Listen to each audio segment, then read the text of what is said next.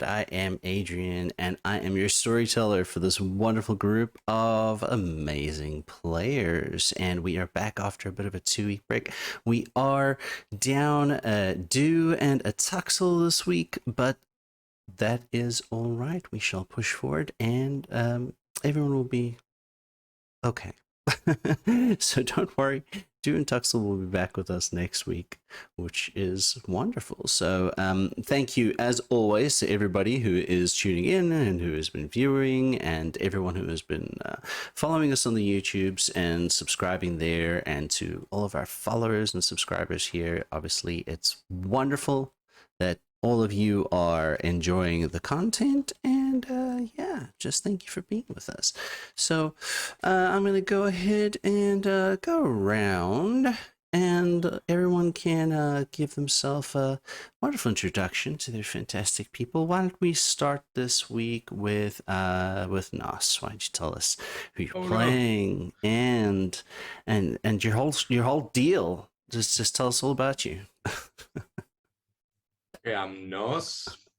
I bounce around the bear pin and the Cookout DTRPG and Glaze's streams doing stuff.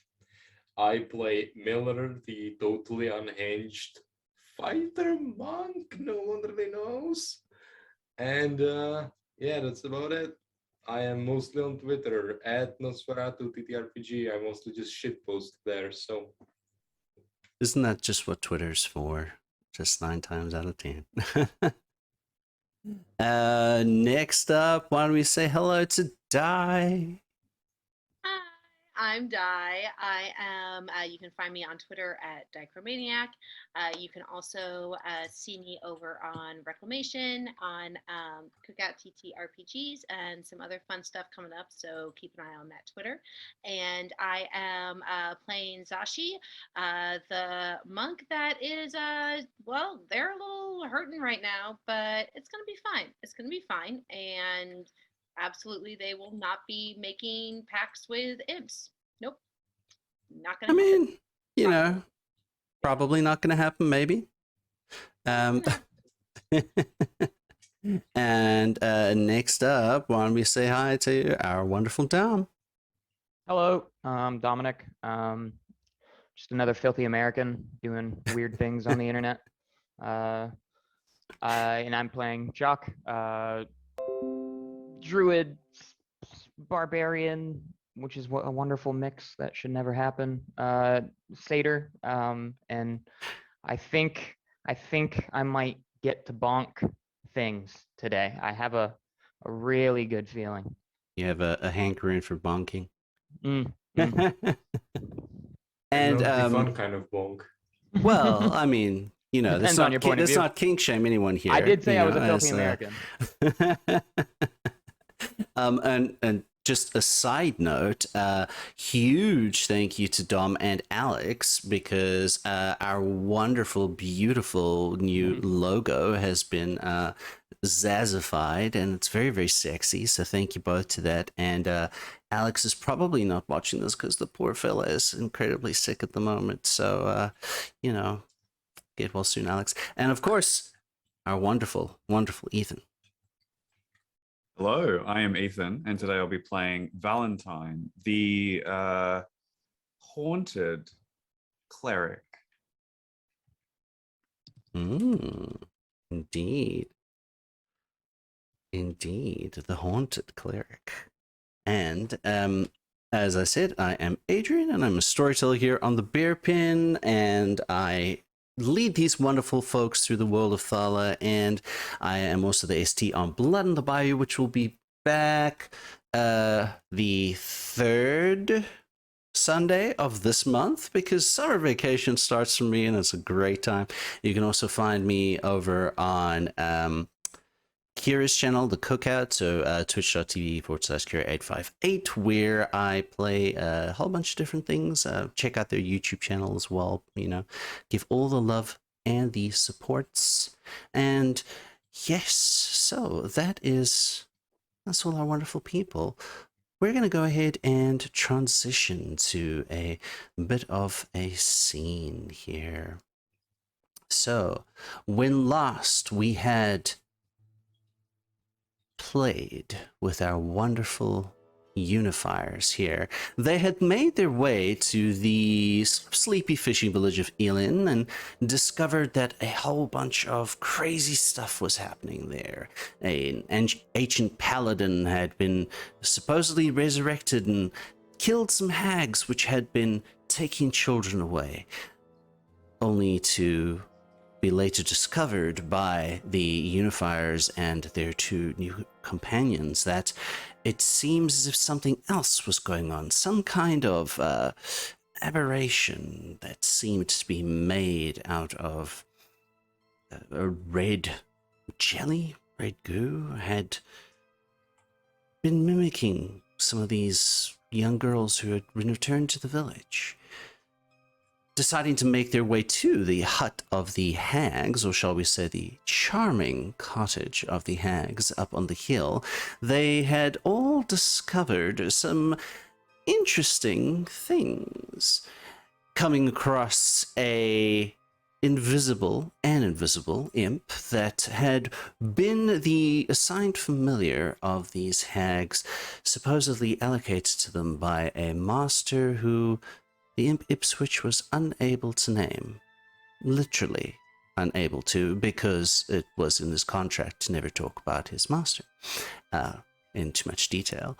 And the Unifiers fought some rugs, and unfortunately our wonderful Shashi took some damage, because, how do you get out of this, smothered rug when you've got to attack the thing and somebody's inside it? Unfortunately, you're going to be taking some damage too. Shock fell in love with his beautiful reflection, and he's just finding this cottage to be absolutely gorgeous. It's a wonderful cottage. Everyone else, on the other hand, had managed to see through the quite potent illusion that had been placed upon this house, revealing what one would expect from the home of thoroughly evil creatures that delighted in chaos and torment. And they had also discovered a number of artifacts, the grimoire of these hags, and also some journals that they had been keeping, which seemed to intimate that they had been excavating something deep within this mountain.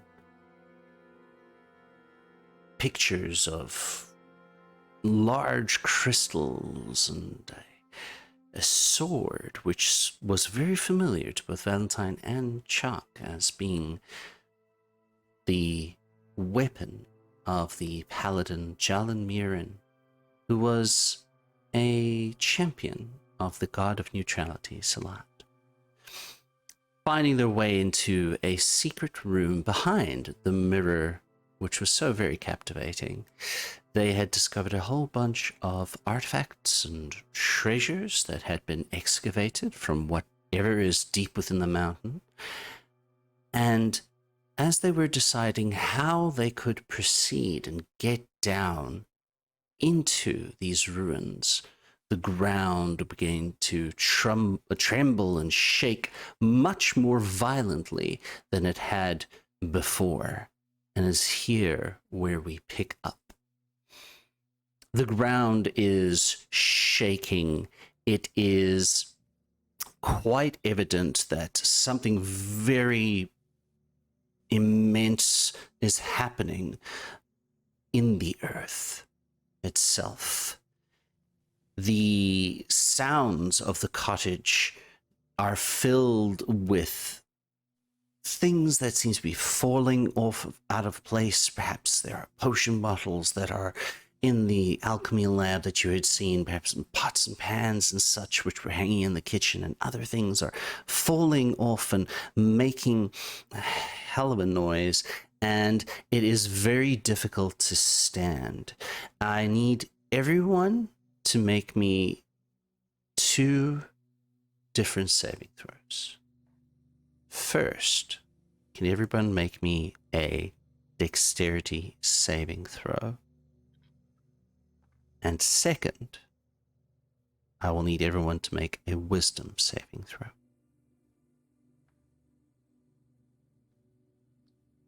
Right.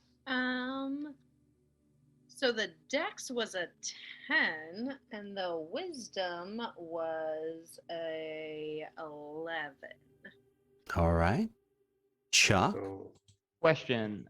I have advantage on dex effects that I can see. I don't know if that is this. This applies. You can Okay. see and feel that the ground is shaking, yes. Oh, Miller? well, isn't that nifty? this is a just checking. This isn't the wisdom is not magic, right? Not really. Okay, because I would have advantage otherwise. The dex is 23, the wisdom is 13. All right. Chuck? Nat 20 on the dex, and then 9, 10, All 11 right. on the wisdom. Nice, nice. So we got some very sturdy people here and one not so sturdy at the moment. How about Valentine? 15 for the dex saving throw and 21 for the wisdom saving throw. All right. So Shashi and sorry. Yes. Shashi, you with this shaking of the earth and the way that the cottage itself is moving are unable to keep your footing, and you do find yourself sort of slipping and falling down and lightly hitting your head. You do take just 1 point of bludgeoning damage. The rest of you are able to sort of keep your footing, perhaps sort of hunkering down and holding onto the ground as it is shaking under the earth beneath your feet. And all of you, even the ones that have managed to keep their ground. Actually, no, not all of you. Valentine, as you are holding place and steadying yourself from falling, you witness as Miller, Chuck, and Shashi, as Shashi's on the ground, you witness as their eyes coat over with a red-colored light. The ground is still shaking heavily beneath your feet. Shashi and Chuck and Miller. Flashes. Streaks of red, bright lights, images of enormous crystals, something at the heart of these crystals you can't quite make out, some kind of glyph, you're not really sure. This image shudders, zooms in to where this glyph is. You feel sick to your stomach. Something about this is incredibly off. Not right. Other flashing images. A beak? Is it a beak? You're not really sure. You feel this urge, this desire come over you to kneel, to worship, to follow, to obey. You see something moving, enormous, just enormous, something that should not be stone, not stone, no, it's stone, but organic? You're not sure.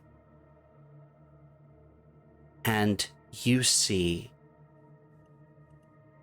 a flash as a winged woman, elven, thrusts a sword glowing with an intense marble white light deep into an enormous red crystal. And you come back. Shashi, you are on the floor. And you and Chuck, your wisdom saving throw was a 9? 11. 11. All right, Miller, yours was higher than that, right? It was like 14 or something. 13. Okay, yeah. So Shashi and Chuck, that feeling of the wrongness and the sickness of something immediately has both of you retching. Just anything you might have had for the day is all coming out. Valentine, you did not see these visions. You saw your friends reacting. But what did come over you was an intensely strong, unbelievably strong resonance, almost like a stink in the air that you are tuned to, of an overwhelming presence of pure law rushing out from the collapsed stonework that has caved in this pit the hags had been excavating. The ground begins to settle down, and it seems as if the quake is over.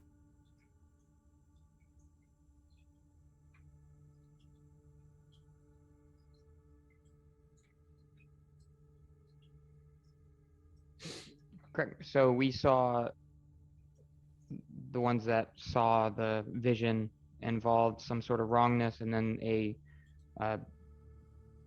sword being plunged. So would I be fair to say I would guesstimate that that sword was the sword of Jiren? Mm-hmm. Okay. The sword, which is known as Ishkel. Ishkel, yeah.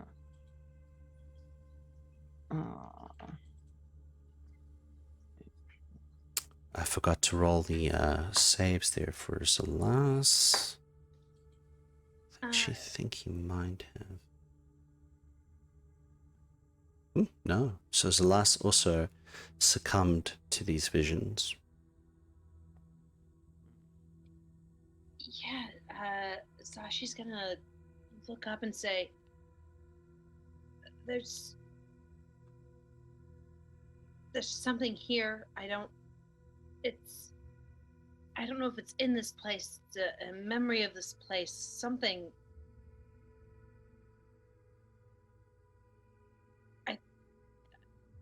I don't know what we're supposed to do. There's crystals and swords and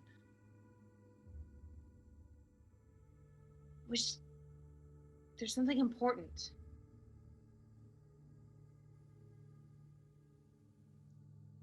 Seems Are like you?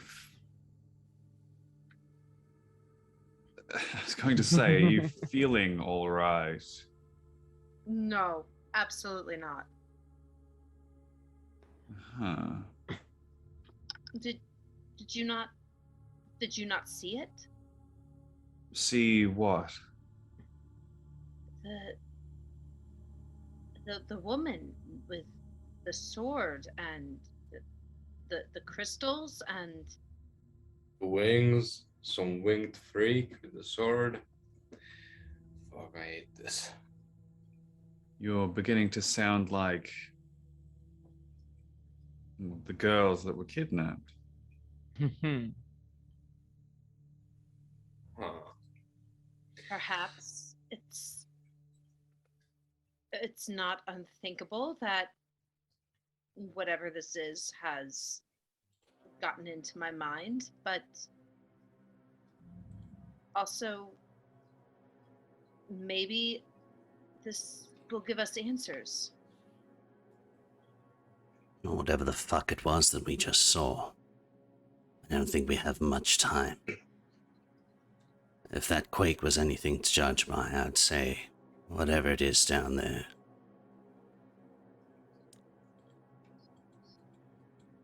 is waking up even more than it had been before.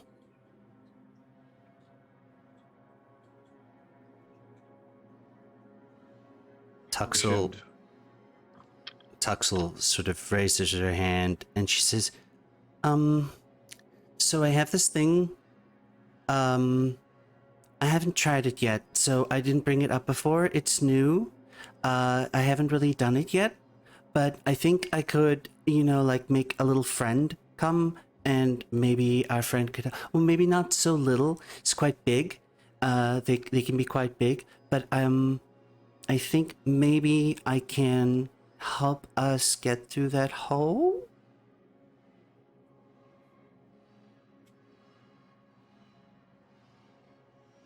Excellent. The sooner the better. Yeah. I think maybe that would help. Get down there.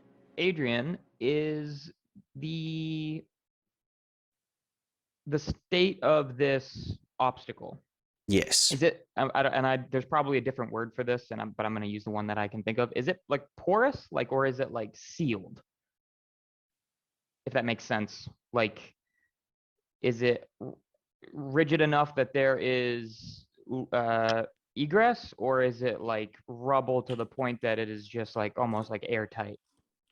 Not airtight. Okay. Through investigations that you had all undertaken before, and I know it's been 2 weeks, so I will reiterate this.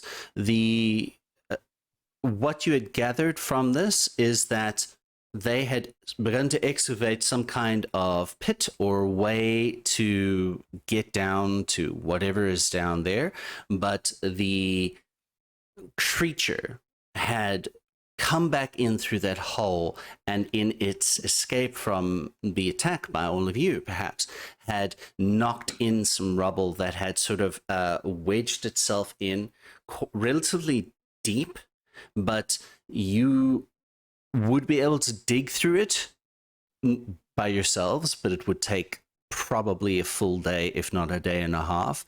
However, if you could be gas or liquid, you might be able to get through there, or tiny insects or something, you might be able to get through there. So yes, I would say porous is a good description, but maybe not porous, but yeah, I don't necessarily think that's the word that goes there. Okay. Well, I'm not sure what the big game plan is, but I definitely can turn someone into a little batch of spores and send someone through. I don't know if that would help us get through this faster, slower. I'm not really sure. At least know what's on the other side. At the mention of turning someone into spores, Miller's just gonna look over at Valentine with the look of, what the fuck? Oh, it's your first time being turned into spores, Miller. You know what? I'm not even questioning things anymore. just deadpan, absolutely deadpan.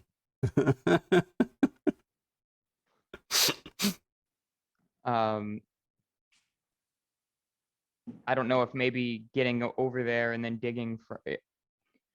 Tuxel, what are you suggesting your friend's gonna be helping us dig through? Yeah, Okay. but I mean, if you want to send somebody first to go look, that's not a bad idea. That's fine. We can do that too.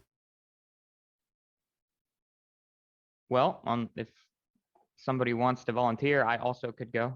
I might have a little more familiarity. Miller, you're also quite talented with sneaking around, I believe. I saw your abilities climbing that roof. Might be worth the subtle approach. Right.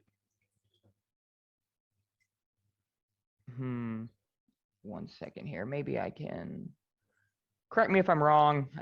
I don't know why this isn't marked. If I did, I turned into some sort of animal on our way up to the cabin. Am I correct? I believe you had. Yes, you had done Okay. one wild shape. Okay. Yeah, then I'd rather not use that again yet. So, yeah, one of us can be spory. If one so desires. Is there enough space somewhere for Miller to do some monkery and just squeeze? There's not space like that, unfortunately. Unless you were a glasswalker and had rat head, I don't think that would happen. But Look, I'm willing to take damage if it means that Miller will just squeeze. I'll go ahead. I'll go ahead through, I think. So my intention here is to use gaseous form as, you know, as flavored, yes. painted with the brush of mushroom spores. Sporious form. Yeah, sporious form, and maneuver my way through this big thing of rubble, get a sense of what's on the other side, and then probably be digging two-pronged, if that makes sense. Okay, so Nope. just Gator dislodge. describe to us how this looks when you begin to turn yourself into a cloud of spores.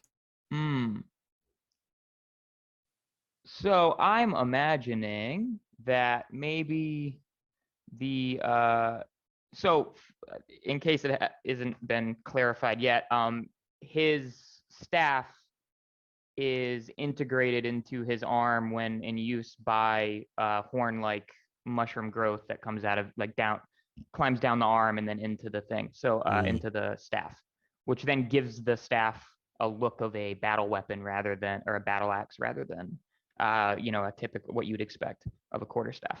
So my thought is maybe, oh God, how body horror do I want to make it? I mean, but I imagine that it would start sort of not there. It would probably start in his appendages, like the extremities, maybe sort of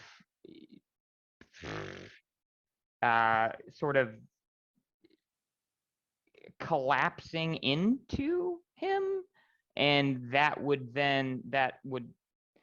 balance out by the gaseous sporing coming out of the end of the staff, and it would almost be like he would start to dematerialize nice. as it was, and then the last thing you'd probably see would be that little the growth on the head, the horn, and then the left arm as it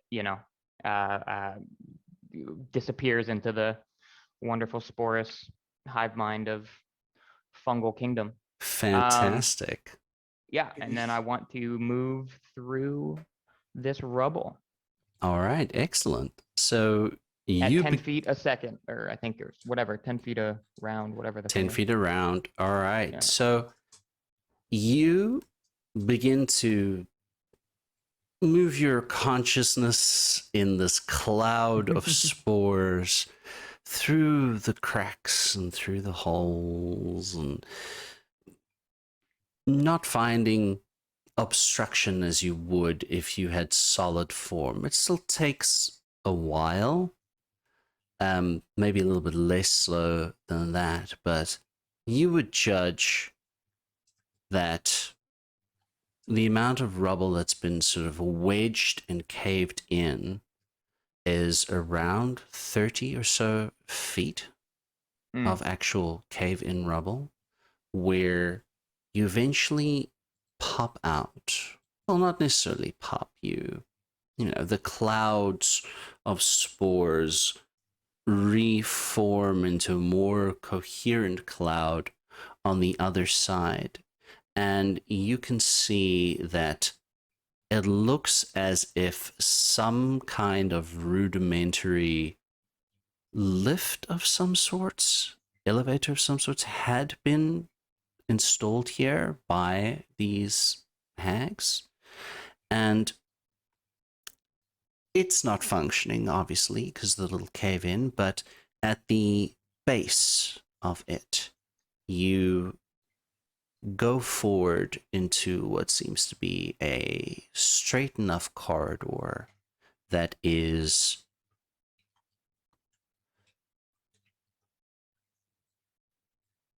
when I say straight, I mean it's just you're not descending at an angle yet, but the stonework of the mountain is sort of hollowed out in rough but rounded shapes.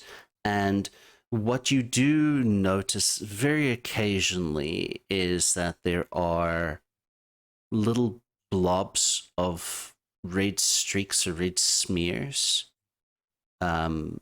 likely from the creature as it had either returned or escaped, just left over slime trails, if you will. And you travel down this corridor for around another 60 feet or so. And then Just to clarify, this is no longer rubble. This is no longer rubble here. Okay. Okay. Yeah, this section is no longer rubble.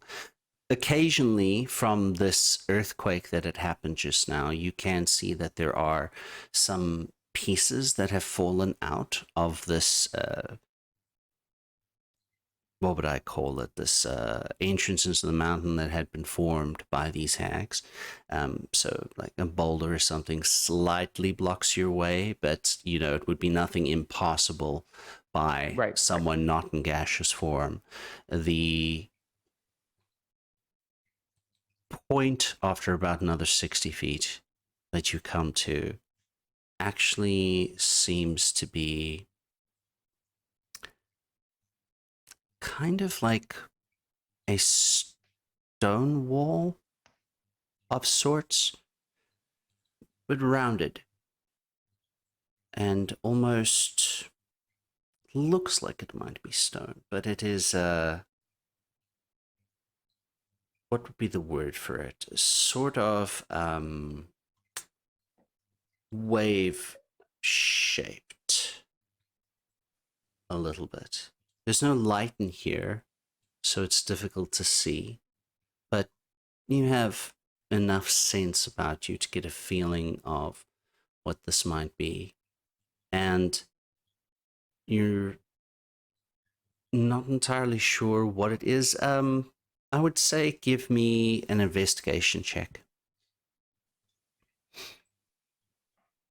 Oh no, where's my thing? There. 16 plus investigation, 19. All right. That's good. You can judge that sort of in the center of this wave-like stone door, it's a very thin seam. So there's potentially some way to open this, but you're not entirely sure how, as you don't really have like limbs right now. But when you try to go through that seam as your sporious self, that does seem to be airtight. Okay. Alrighty. Well, my intention then is to deactivate, or however that partakes, release concentration, and move back towards the wall with the intention of trying to begin removing or helping the process of All right. Excellent. So back topside, I guess, once the rest of the party had seen Shock sort of go through, you see Tuxel begin fidgeting around, and she removes a few components from her pouch and says, no, it's not this one. No, this is new, so I haven't done, but this, I think. And she begins to kind of say some words and to kind of mark out some runes and some sigils on the ground. And she begins to cast a spell. And I just need to check the casting time in this here quickly. Because she does have access to the spell, but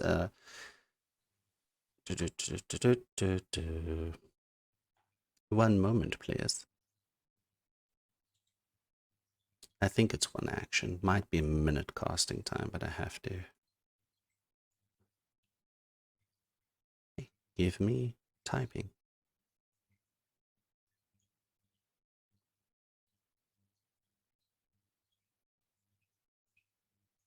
There it is.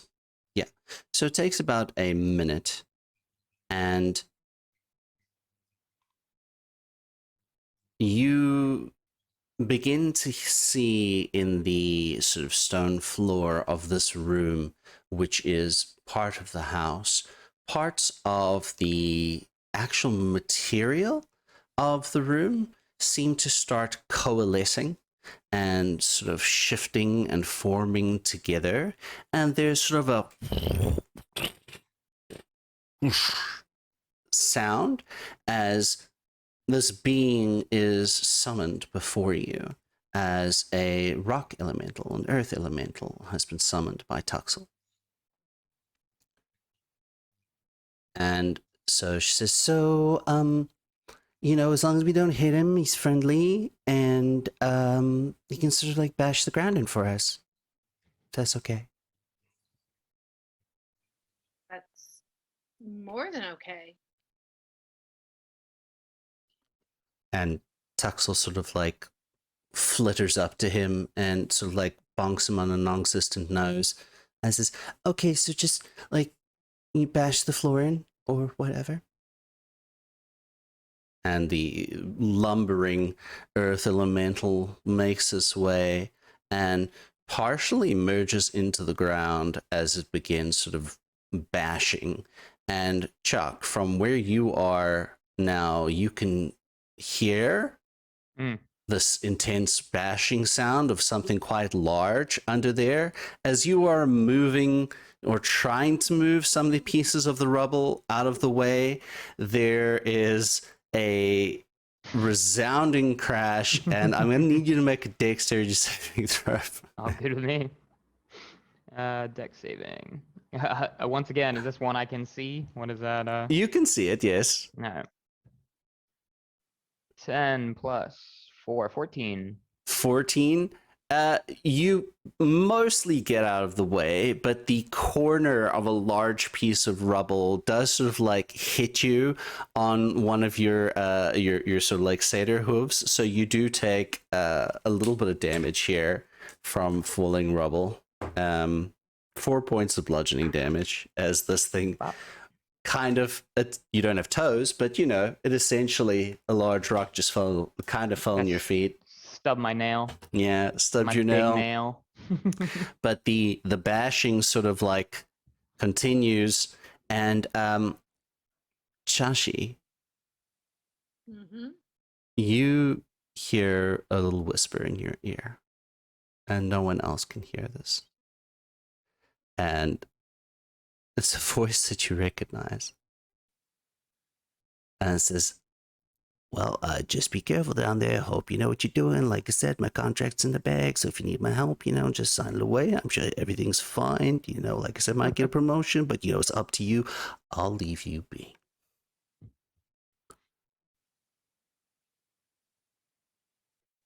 Your assistance is noted. All right. Well, you know, if you need my help, it's just a drop of blood will do. You know what? I'm going to stop talking now. You do your thing. And this earth elemental has managed to smash in through a combination of Earth Glide and moving into it. These bits of rubble are not an obstacle to you anymore, but getting down to the base where Chuck is, it's around 50 feet down.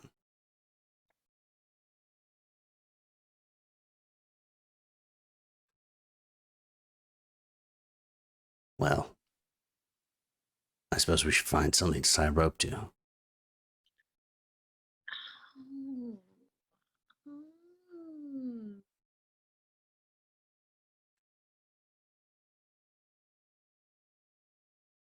Don't suppose any of you have batons or any sort of gear climbing equipment? I don't have anything like that, but I might have something that will possibly make it a little easier. It's not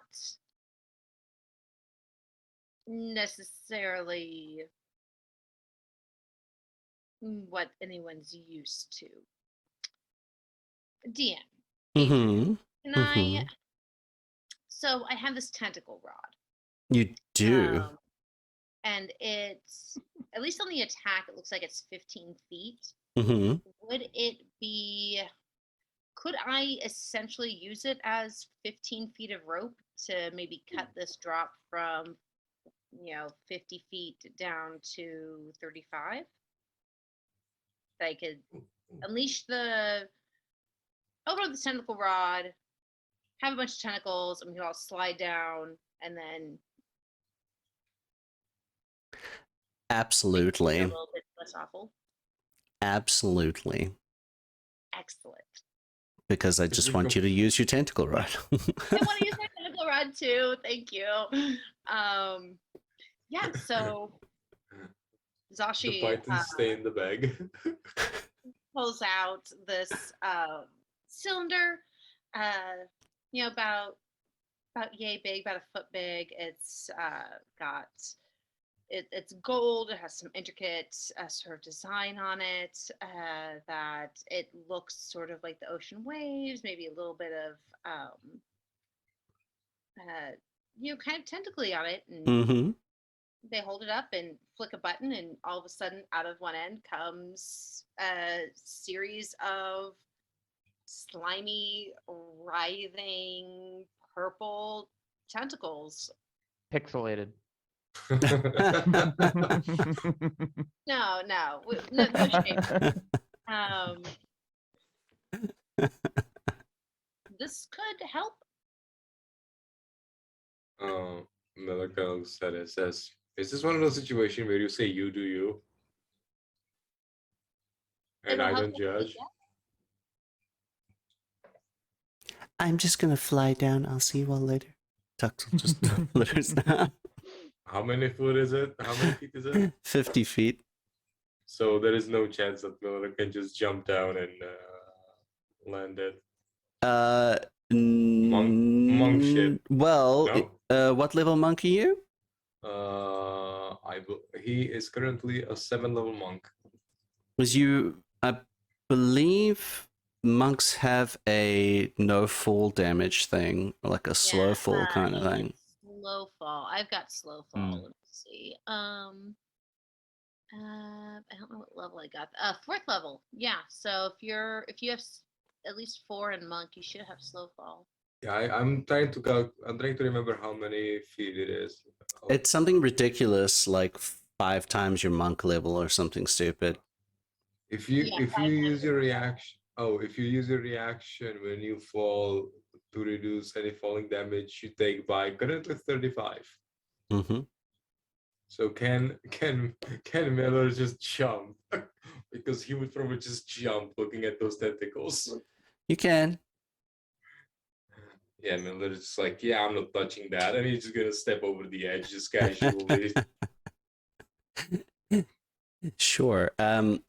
Huntmasters Alas does actually take some pitons, whichever pronunciation is the correct one, I have no idea, and I don't know if I ever will. But he does actually have some that you can use if you would like to, Valentine. If in combination with the tentacle rod to create some sort of rope system that will at least alleviate some of this falling damage. Yeah, absolutely. Yeah, I mean that with a rope situation, and the combination of the tentacle rod, you guys are able to get down. And Miller, you would have only taken 16 points of fall damage, but you are immune from 35 of it. So you kind of you're falling, but it's a controlled fall, and it's more about knowing how to land. Oh god, is it how tight is the hole that we're falling into? Because he probably does some like ninja shit, just like catch it, just trying to stop himself. I'd say you can do that for sure. Yes, just because it looks great. Of course you can do that. And after a while of making your way down this hole, you are all reconvened together. I believe everyone does have dark vision, correct? I do not. You do I have a not. spell. Okay. Though. No, I do not have dark vision. It is still quite dark down here. The only light now is sort of coming from the hole above you. Let me. I'm just so not aware of the spell elements of all this. What? Correct me if I'm wrong. I should know this. I can do like a certain amount of spells per spell level, right? Usually, yes, those are your spell Okay. slots, right? So yeah. So Cantrips 8 are hours. free. Okay. Is it just Chachi that doesn't have? Tuxel and Zalas do all have night vision. What about Valentine and Miller? There is an elf. Valentine yes. has night vision. Okay, so I will use dark vision on Chachi and myself, if that's cool. Excellent. And that lasts for 8 So hours. as they get down, I'll pat their shoulder and roam. Oh wait, no, I guess why not? It'll be a mushroom. I'll give you a mushroom to eat. Oh, thank you. This is On a microscopic level, fungal like roots grow around your pupils. You don't have to know that though. The less you know, the better. body My and eyes- mechanics of it that they absolutely would Oh, you'd feel it. feel it. Yeah. My eyes are itchy. Mycelium just digging in there. It's great. Mm. Love it. All right. How would you all like to proceed? Yes, stumbling, blinking, trying to get over the very terribly odd sensation of something inside of their eyeballs. Zashi's gonna keep heading down this path, and There was is there? Does this feel like the right way to the thing with the beak that I saw in my vision? That's hard to say. But you can make. I'll give you an insight roll. Oh, I can't roll above a 10 tonight. Insight. Oh, okay. 8 plus 7 is 15. 15? Mm-hmm.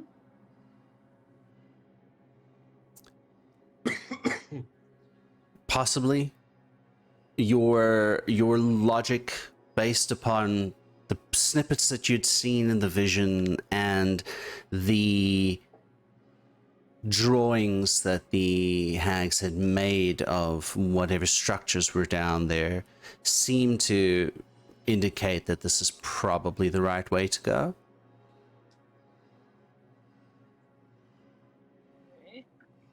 We got a bit of a walk down there, but there was some door. I didn't get to inspect it much, but it seemed airtight. I'm assuming or hoping that there's some sort of mechanism Is Tuxel's Earth Elemental with us? Yes, he actually sticks around for quite some time.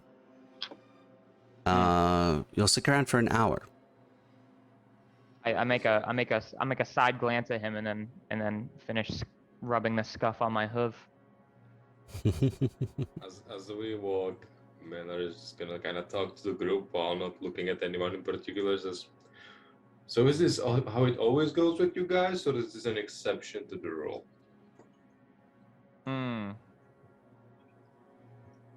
Not the exception. Good to know. To be fair, we haven't been together for exceptionally long. I'm just hoping there is going to be potential for less potentially dead kids in the future. Just throwing that out there. That is the goal.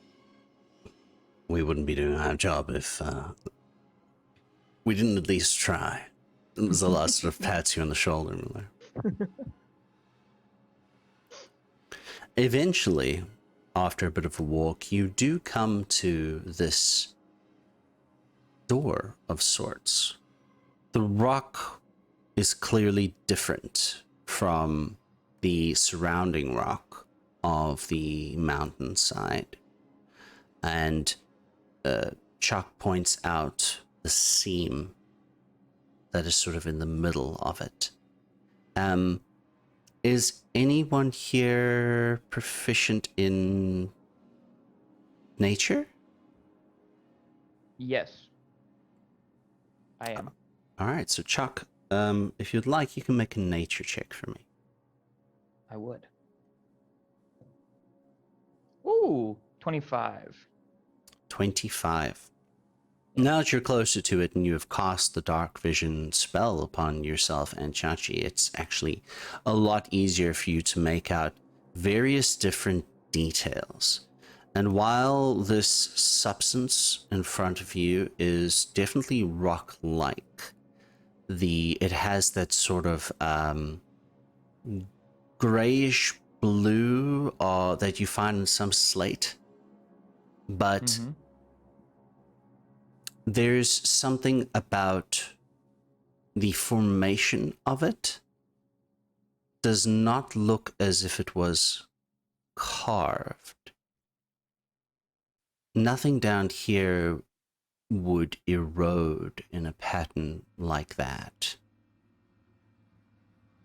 And it takes you a moment, but you're fairly certain that can't be rock. It has to be something organic, just exceptionally hard.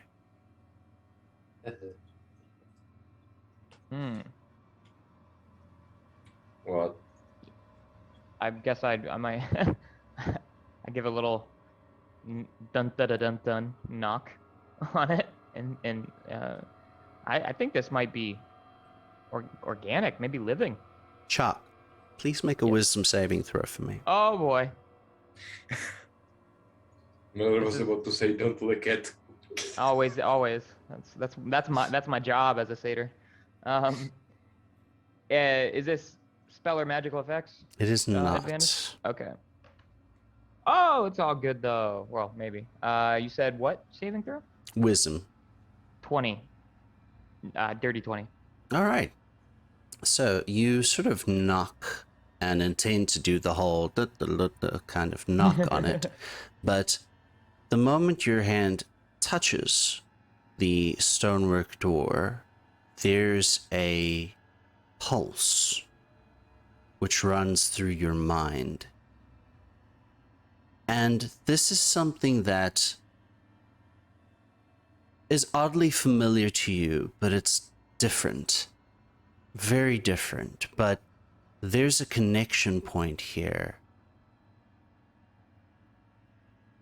The structure could have done something, potentially, but you have a point of connection here that is not being overridden. And you get the instinctual feeling that you would just be able to command this to open with your mind. Could can I just can I attempt that? I feel like I would have, Chalk would have just, at that understanding, just did it. It would have, or an attempted, yeah, I would have said open.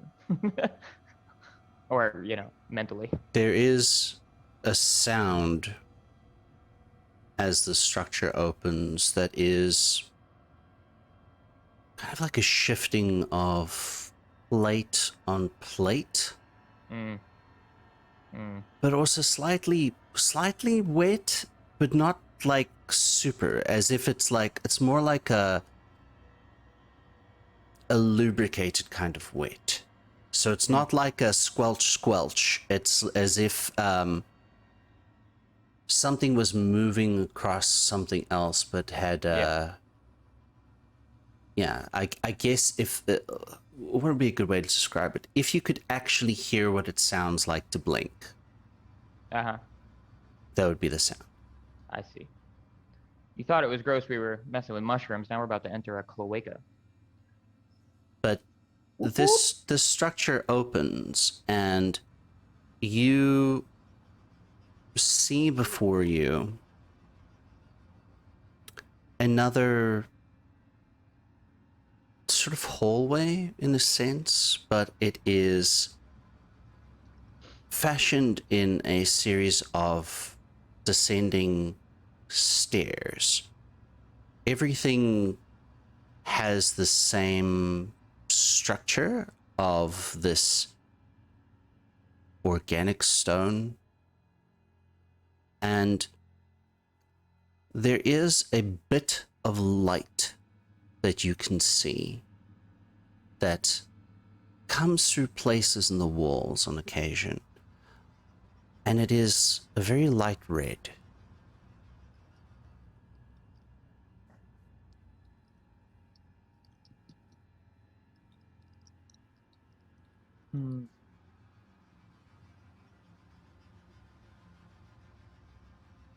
Unnerving.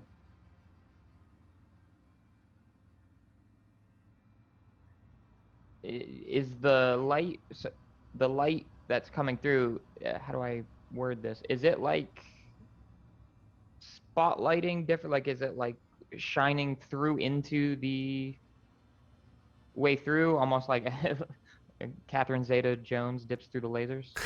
Like, is it shining a spot, or is it just like you're seeing a hue that's sort of glowing around these different cracks and areas? The second one. It's more like a hue that's sort of glowing around these different cracks in the areas. It's almost like the same kind of red that they use inside submarines for lighting. Yes. Okay.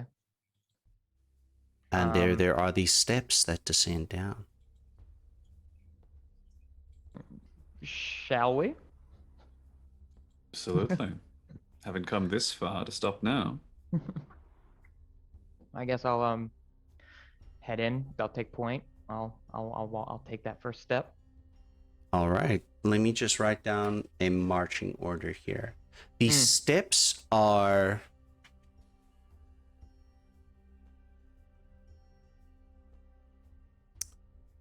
what would be a good way to describe this? These steps are there and functional. They are smaller than what you'd think would be usable in height. It's almost at least at my primary school, the steps were smaller because it would be like, kids have shorter legs, so you'd have like the distance between each step is shorter, so it's kind of like that. Gotcha. But the space, the height is still very large. You're talking about, in this chamber alone, it's at least 20 feet up. Wait, for each step? No, I mean Oh, okay. the on the landing for the first the landing to the ceiling is about 20 feet, Gotcha. but each Gotcha. step is not very big. It's Tiny, like tiny, they're yeah. like child-sized steps. Got it. So we have Chuck was going in front, and there would be enough space for you to walk two abreast if you would like to, for sure, but we just get a marching order. I think Valentine will go next. Behind? I'll go third. Okay. Yeah, I would go behind Valentine. Next to Miller. Or Miller can go behind Sachi, that's fine. Okay. Zashi can take up the rear as well.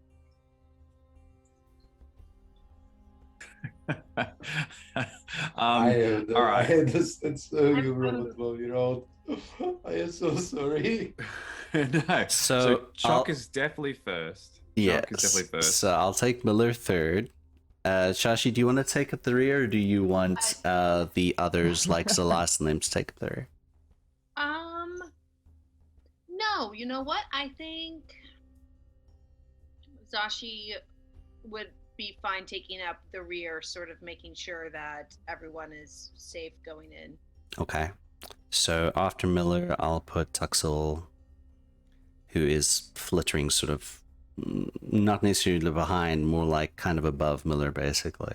And then we've got Du and Zalas and She Shashi. remembers the wings thing. She's staying far away from Yeah. her. I'm actually really worried about Tuxel. Like, so we're going like down, even. Tuxel's Oh yeah, yeah. Yeah, About the, yeah. I might throw the suggestion that would maybe result in her sticking very close to my shoulder. Sure, we'll do that. All of you begin to progress down these stairs, and occasionally you can see these, as I'd mentioned before, inside the tunnel, like almost bits of red slime trails on occasion. And after descending down for what feels like 150 feet at least, you come to a portion of the sort of descending staircase with the ceiling just stretching up and up above you, and those odd organic walls where the sort of bare stone of the walls begins to give way to what look to be murals of a sort, kind of very precisely placed beyond the skill of carving. It's almost what you'd say modern day precision of like laser carving would be. That's how precise these murals begin to look. But you start to see images of people. You recognize faces that look potentially Asmar, some races that you don't recognize, some that you've only seen in textbooks as humans, but all of them seem to be in a state of either groveling or working, moving things from one place to another, and the murals begin to coalesce to a point where you can see that there are rows sort of in diagonal of these different figures, these different races, all bowing at this one point to a giant mural of a figure which was difficult to make out just because of the scale of how big it is on the wall, of something in some kind of robes, very long, very thin arms and hands which end in very curved fingernails, and a face that looks almost like that of an octopus. Hmm. Tentacles, one tentacle up in the shape of a beaked mouth beneath it.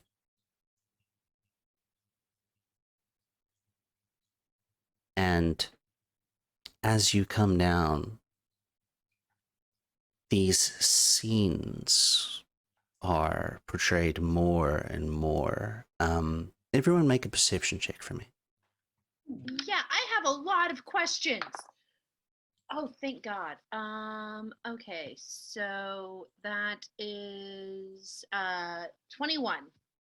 21. Wonderful. Perception. 10 for you, Okay. Valentine? 10 is the Seven. 7, okay. 10 for me. 10. 21. 21. All right. No, that should be repeating. Why is it not repeating? All right. So those of you with the higher results, I would say above like your 15s, get to make out different pieces of these giant murals than the others do. All of you see some parts, as they are now on sort of both sides of the wall.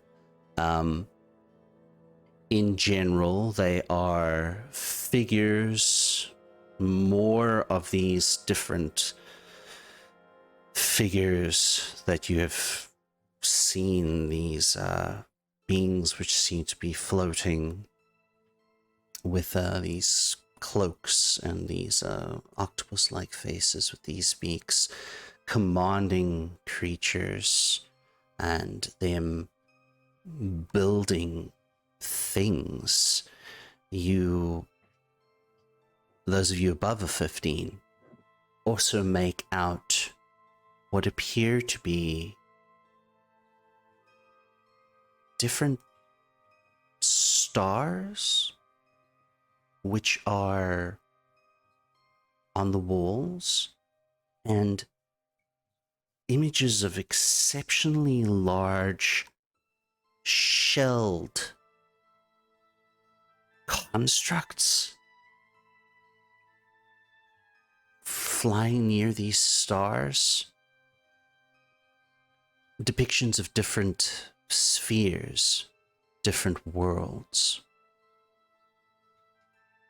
And Valentine, as you've all been progressing deeper and deeper into this structure, that feeling of absolute law has only intensified. And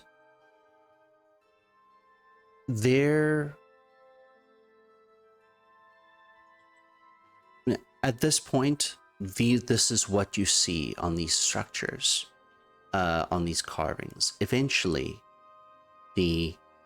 after another at least 300 feet of descending and seeing these murals, you come to a flattening out of the floor and another one of these doorways.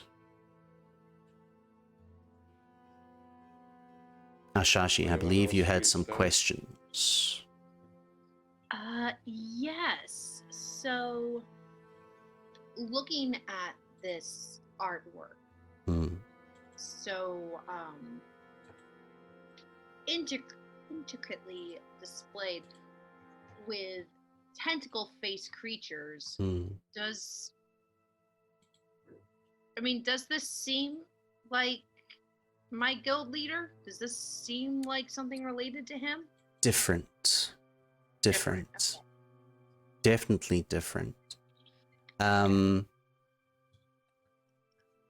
would say Du would have the highest chance of knowing this, but Miller being a wayfinder, you would as well, actually. Miller, go ahead and Okay. make a history check with advantage. Let's go. I had just a general question about, as denizens of Moranzan and Thala, as we have, how foreign is all of this to the general, like, layman, like just walking in and seeing these things and these creatures? Like, would it be like, what in the world even could this be? Like, or would it In being the general, Unifiers? in Go ahead. general, yes. In Okay. general. Okay. But if you would like to make a history check, you can. I'm But gonna leave that to Miller. Miller, as specifically as a wayfinder, would have a higher chance of understanding. Got a 16, right? Yep, I rolled a 16. You got a 16. Okay. Yep. Got a 16. So, as a wayfinder, it is your job to lead people through different parts of Moranz and its environs. You know the city like the back of your hand, and you interact with people. You meet sailors and other such people, and you hear the stories, and all of you are aware that Moranzan does get off-worlders that do come and visit on occasion. You know, there is sometimes spelljammers do come into the Skyport, and it's usually quite a big event. Miller, there's a particular tale that you have heard from someone that had come in on one of these spelljammers that was talking about their captain. A enigmatic figure, you were told, quite boisterous, but with a very large flair to itself. But this figure was called Captain Nagarthad, and the person that you were talking to, in good company, they mentioned that never thought he'd get safe passage on an Illithid ship, but there you have it. Captain Nagarthad seems to be a good person, and you'd heard of this name of an Illithid before, but not so much. So you'd definitely done a bit of inquiry about it, and you had come to understand that at least what you're looking at here are depictions of Illithid. Miller kind of points it out and says, "That's an Illithid. The octopus thing on the mural." Shashi and Chuck, it does ring a bit of a bell here. You remember having a conversation with Amaris in the academy about Illithid. Do they all look exactly like that? Are you asking in character or out of character? In character. Okay. Also out of character. I don't know, but I mean, don't think there's I've ever seen anyone up close. there's some variation, you know. There's definitely variation to them, in height or in a bit of the skin tone. But in general, yeah, the mostly kind of lanky, these elongated arms, the piercing eyes, and the tentacles.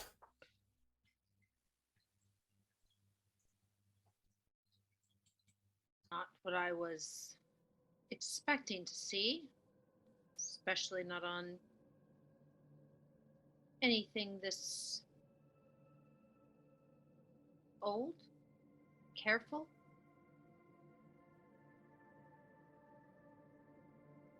There is a few things I'm thinking about, and I like each one of them less than the other.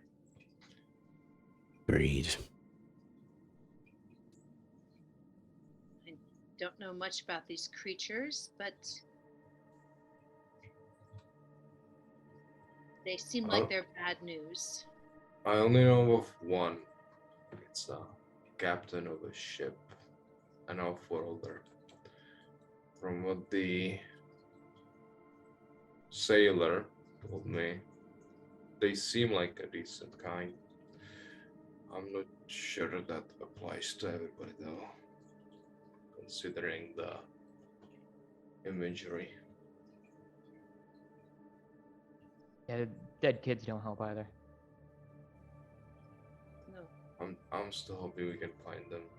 Well, yeah, well, to be determined.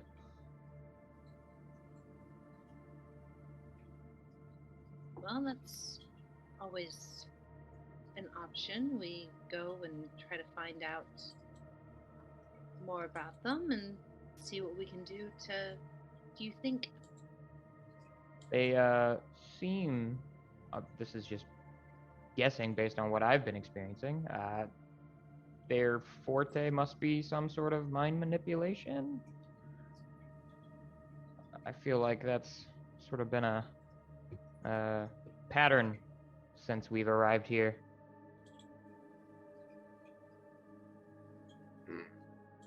That seems likely. Come on, let's get this over with. They would perhaps be capable of it if they are out and about. I'm not entirely certain. I'm also not sure what this has to do with Tremors. Good movie. Kevin Bacon forever. One true God. There is another one of these closed doors before you. Jacques, if you would. Yep, here I go.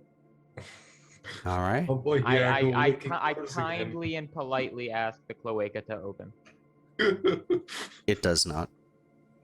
with a touch, with a nice palm. You kindly and politely ask it to open. It does not. I command it to open. It opens. Dope. Oh, I just got the visual reference, and Would you kindly? I just understood what you're referencing. Oh yeah, With the door. Yeah. 'Cause Yeah. reptiles and amphibians Indeed. and things. I was more thinking Baldur's Gate 3 and those doors on that ship. Yeah. Yeah. Yeah. So it's as you change your tactic and realize that this does not respond to kindness or politeness, it responds to command. You command it to open, and the door opens. And you, if you are on the roll 20, you can see that you have opened up into a large cavernous space. It seems that there are structures in the distance ahead of you. Tall spires grown out of whatever this substance is. Oh yeah. Oh, I'm getting somebody's stuff from the background. Oh, I'm not sure whose that is. know what happened there. Sorry. Whoops. Not nacho cheese. Yes. Chloe got some nacho cheese. Great. Great visuals. It's all good. I don't know what happened there. It happens. The structures in front of you are these large cylindrical pillars that occasionally have holes in them, portals, not like, you know, portals, but just like portholes maybe. And the interior of this place is absolutely just enormous. The ceilings have to go up at least as far down as you've come so far, if not higher. And there is a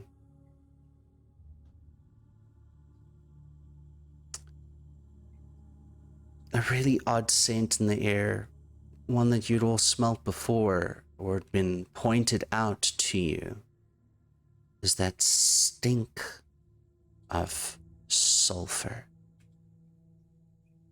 Exceptionally potent down here. Well, welcome to hell, I guess. How would you like to proceed? Can I want to open my bag and I want to sort of just hold that contract in my hand and think at Ipswich and say, you wouldn't know anything about this, would you? Know anything about what? I don't know a lot, but the sulfur thing seems like it's maybe your problem. Oh, okay. Now I get you. No, you see, the thing is, like, I can't see or hear or smell anything like, what you're talking about, so I don't really know what you're talking about. It's just you have the contract, and if you feel like you want to, you know, sign it, then I can be here. No, I just thought that as part of a pre-negotiation, you would be able to let me know if this is a thing you could assist with. Well, tell me what I'm working with, like, to set the scene for me. Describe it, because I can't see what you're talking about. Well, we're in... Honestly, the architecture, it's strange and beautiful. You would love it. Really, you should come down and see it yourself. But the sulfur thing seems like something that you would... That's really the biggest thing that I think that you could maybe help us out with. So a lot of smells of sulfur. I don't know. Is there a volcano nearby? Somebody messing with chemistry, or I don't know. Maybe somebody like left some eggs out for too long. Volcano, probably not. Chemistry, unlikely. But not impossible. The eggs, unless they're like rock eggs or something, then also probably not. I just made an intelligence check for Ipswich, and he's just as confused as you are. But in character, could be a lot of things. I probably need to see what I'm, because I can think of so many things. Like sulfur is, you know, Let me think about it and I'll get back to you. Is there a time frame on how long you're going to have to think about this?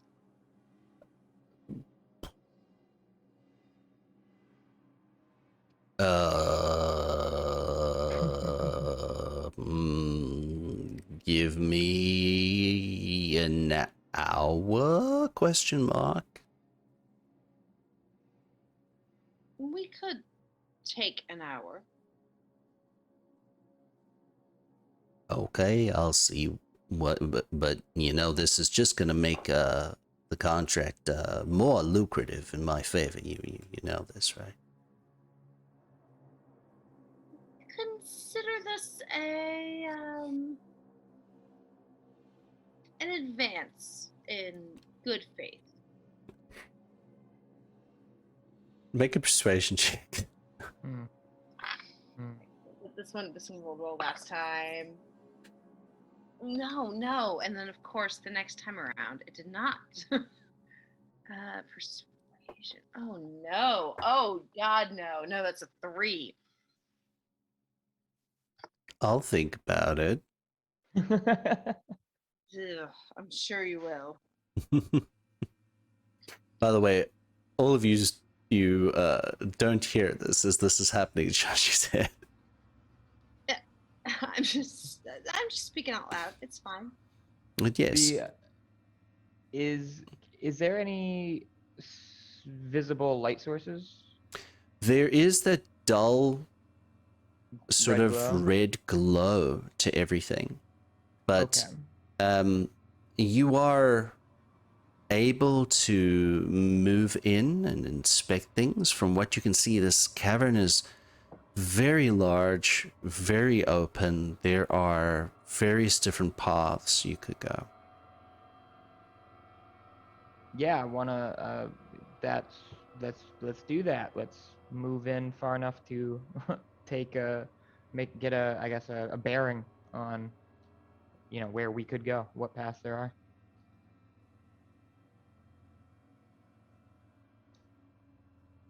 All right. So, are you going to be moving forward then? Yes, that is the idea. Can't move backwards. And I'm just so with what I'm looking at in the map, Mm-hmm. it's those really dark spots that just have no color. That's wall or shadow. That would be wall, basically. Okay, cool. I'm just trying to get an idea. Yes. So, for the most part, this area is open, like very flat concourse. It seems to be that if there is, just so much distance between you and what the range of your dark vision here would give you, the closest thing that you can see are these spire-like structures, Gotcha. which are about 30 feet away from you. But these structures themselves, these ones, are at least 40 feet high. They're very tall, and they seem to be clustered, almost like a very big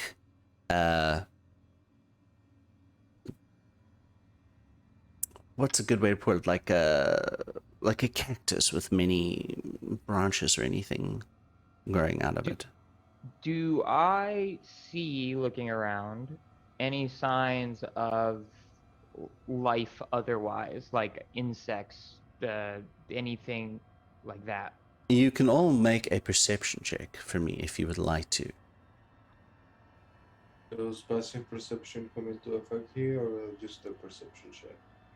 It depends. Passive perception would tell you the things that you would notice just off the bat, but an active check is a bit different. That's only a 9. I don't know. I only got a 7. Okay. Yeah, I also got a 7. My dice are Interesting. Going to dice jail. I have a nice Very little interesting. pile. Valentine's got 22. Yeah. 22. All right. So with that 22, Valentine, you don't notice any signs of life per se. But you can just very distantly hear some things.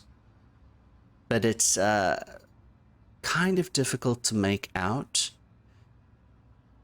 You estimate that somewhere to the east, some sounds seem to be coming, but they're quite far away from you. Maybe also slightly to the northeast. Other than that, it is as quiet as a tomb. Be wary. East and northeast, I hear something. At least I think I hear something. It's hard to tell.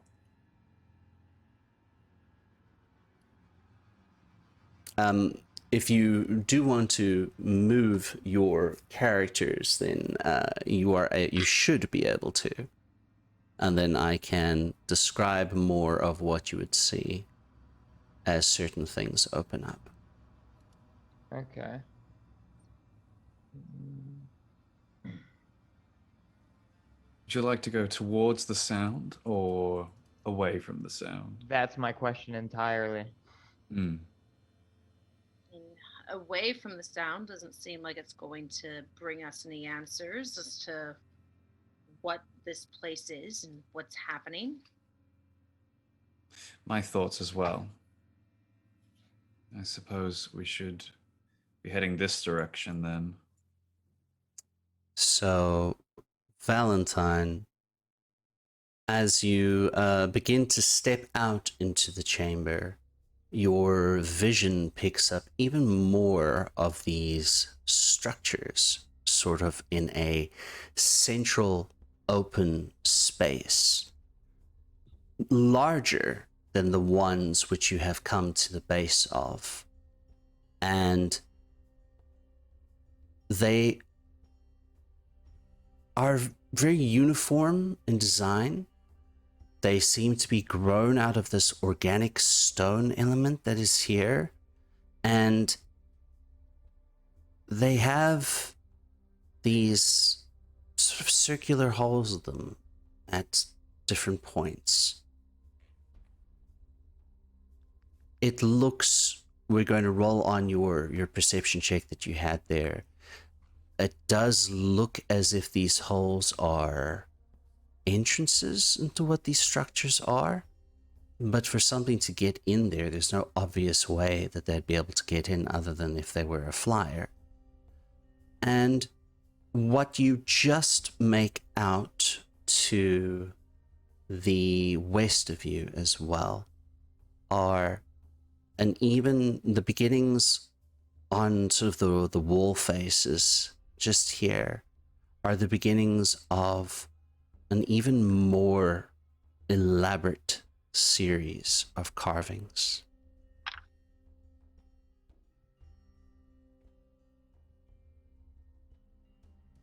With that 21 in particular, these carvings almost depict some familiar things. You see, in the style of architectural, sculpting that they have here, just the back foot of what appears to be a large beginning of a mural of a dragon. This dragon, the way that it's been stylized, looks to be almost constructed or made out of, or made in a sense. Make a religion check with advantage for me.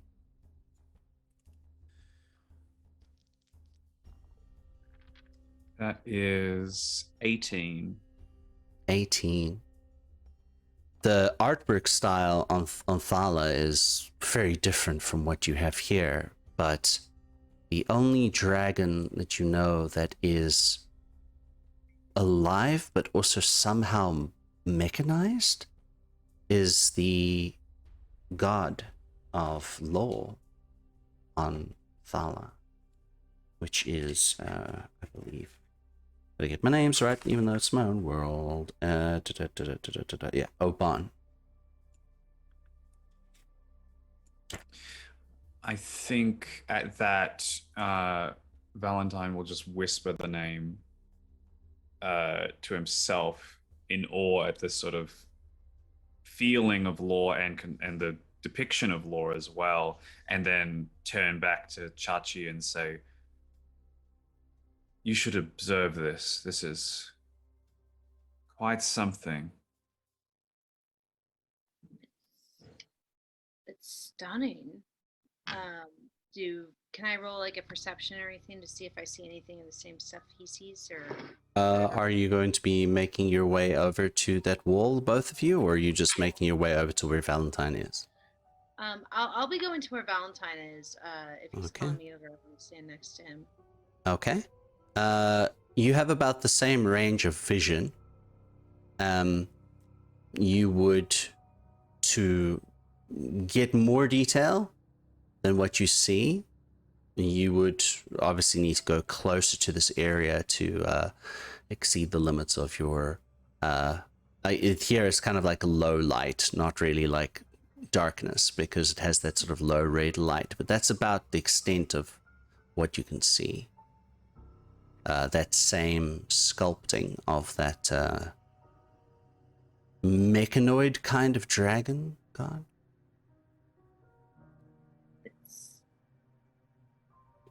It's absolutely beautiful. Whatever they used to create this is beyond anything that I've ever seen.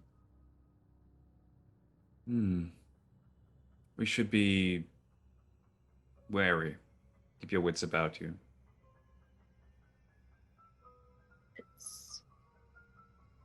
This place is confusing. Do you feel it?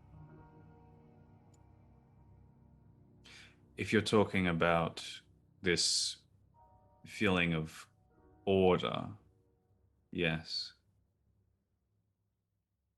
No, it's something that happened earlier upstairs.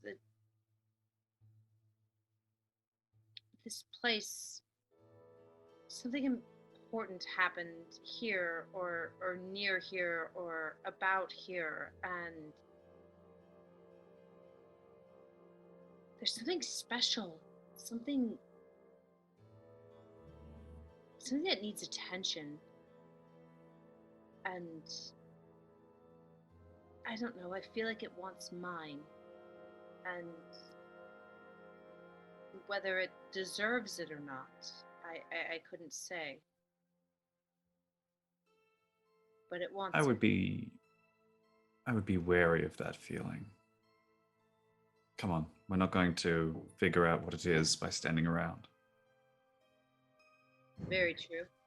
Onwards. Well, So, where we have just left off, all of our party members have found themselves in this rather bizarre place. Seemingly stone-like, but also somehow organic. In front of them, or close to them, they see these enormous cylindrical structures. A group of them together, about 40 feet in height, but as you've made your way a bit deeper in, you see another group of structures, these even larger, at least 100 feet in height. But occasionally there are circular holes which seem as if they can provide ingress or egress to whatever these structures are. Upon seeing the start of an interesting mural, which, at least based upon the part of it that you had seen, you have decided to follow Valentine's ears and are beginning to make your way towards the east of this enormous structure. And that is where we pick up. As you have begun traveling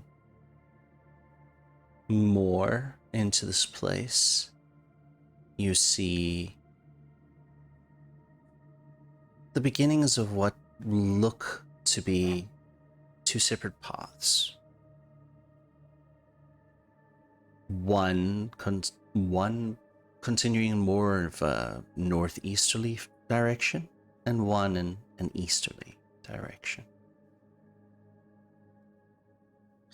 I imagine that's these sort of two.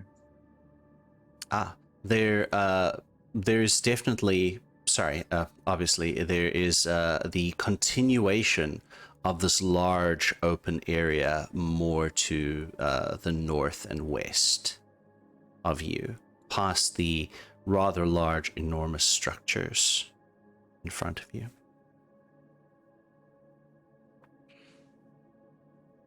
Continuing on a bit further, just to get a bit more lay of the land. All right. Yeah, I'm gonna stay close to V and keep taking all of this in. Okay.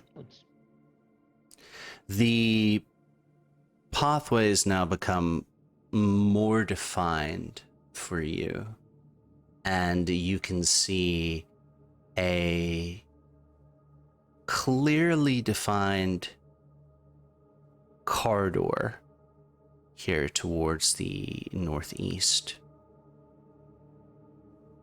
And some of the sounds that you had been hearing earlier are a bit more prevalent now. So everyone can go ahead and make another perception check for me.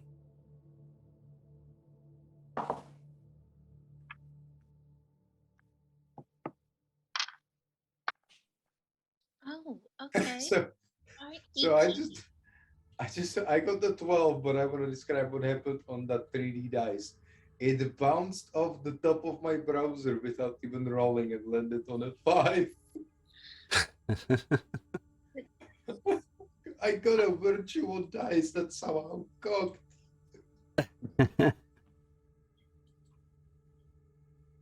I love that technology is just as wacky sometimes as analog stuff. Dice jail. So what were those rolls there? 18 over here. 18 for Shashi, 7 again for Valentine, 12 for Miller, Chalk, 11. 11. Okay.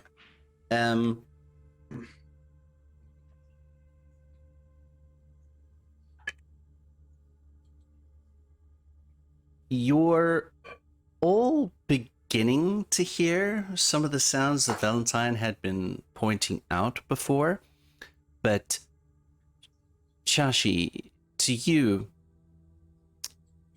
perhaps it's just your training or the way that things are refracting. Maybe the sound is somehow getting closer to the ground when it's bouncing off these walls. It's hard to say, but you're able to, from this distance, make out that the sounds coming from this corridor, further down this corridor to the northwest-ish, are vaguely feminine, a bit. You occasionally make out like what could be cackling, but it echoes a bit amongst the stonework. Now wait a damn minute. Whereas to the more sort of, at least from the position where you are now, it's more southeast, I guess, the what was previously an easterly direction. There, those sounds that Valentine had been hearing, it's more just like light movement sounds every now and then, but far enough away that you're not sure what it is.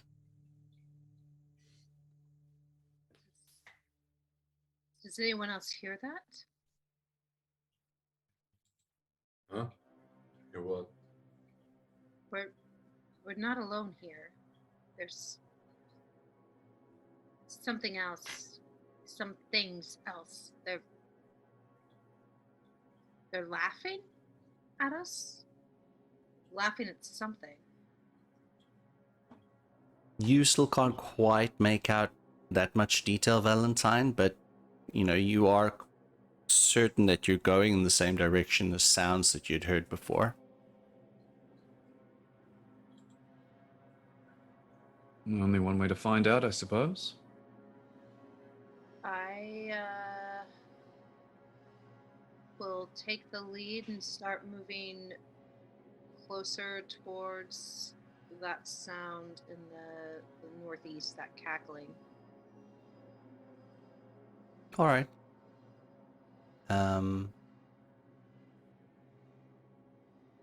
Okay. So let me come here. You're all right. So, Shashi, as you are beginning to move closer to the sounds down the corridor where you'd heard the cackling, you and Valentine hear and see the rest of you. Out of nowhere, almost, one of the structures that are on the wall seem to emit some tentacles. Large, sweeping tentacles that reach out and are going to attempt to hit you here. Shashi, what is your armor class? My armor class is 19, but I would like to use evasion if I could. If I'm going This to... is not an area of effect attack. Okay. Yeah. And Valentine, how about your armor class? 16. 16. All right. Valentine, you are able to jump out of the way just in time to get out of the way of this enormous tentacle that has struck and has wrapped around Shashi. And gosh, sorry, I'm trying to read this freaking thing here. Where's the thing? Okay, there we go. All right, so this tentacle has wrapped around you, Shashi, and you are grappled. I also need you to make an intelligence saving throw for me, as all of you now see what at first appeared to be nothing more than stone work is a massive creature, 8 enormously long tentacles, a giant beaked maw, and a singular red eye. I would like everyone to go ahead and roll initiative, please. For this intelligence saving throw, would this be against magic of any type? No. Cool. Oh, Lord, my dice Alright. do not like me today. So with Roll. advantage on initiative, I got a 22. That's a 7 on my intelligence. A 7 on your intelligence. All right. So currently, that means you are stunned until the start of your next turn. All right. I'm just going to do the things manually, unfortunately, because I can't figure out that. So we are going to go into initiative order, and I will tell you what else happens as all of this goes on. Oh my goodness, where is it now?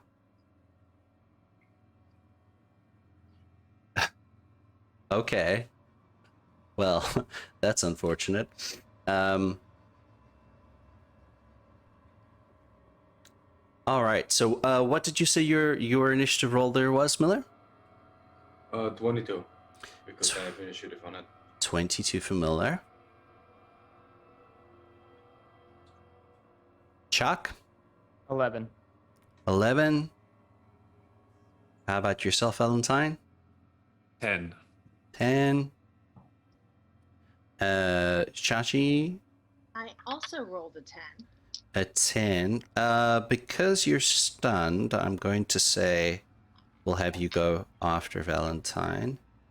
Sorry, you said 11 or 10? 10. 10. Okay, yeah. So we'll have you go after Valentine there. And I will roll for the rest of these wonderful people.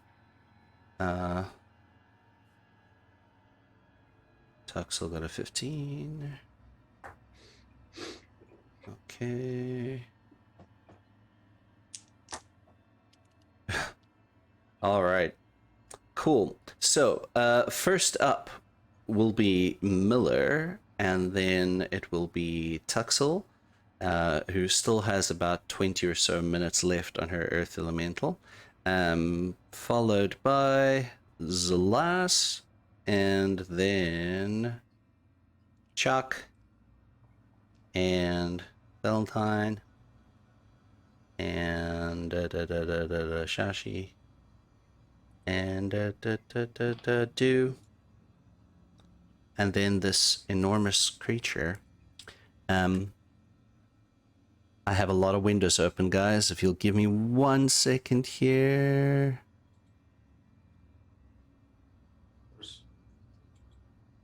Okay, so all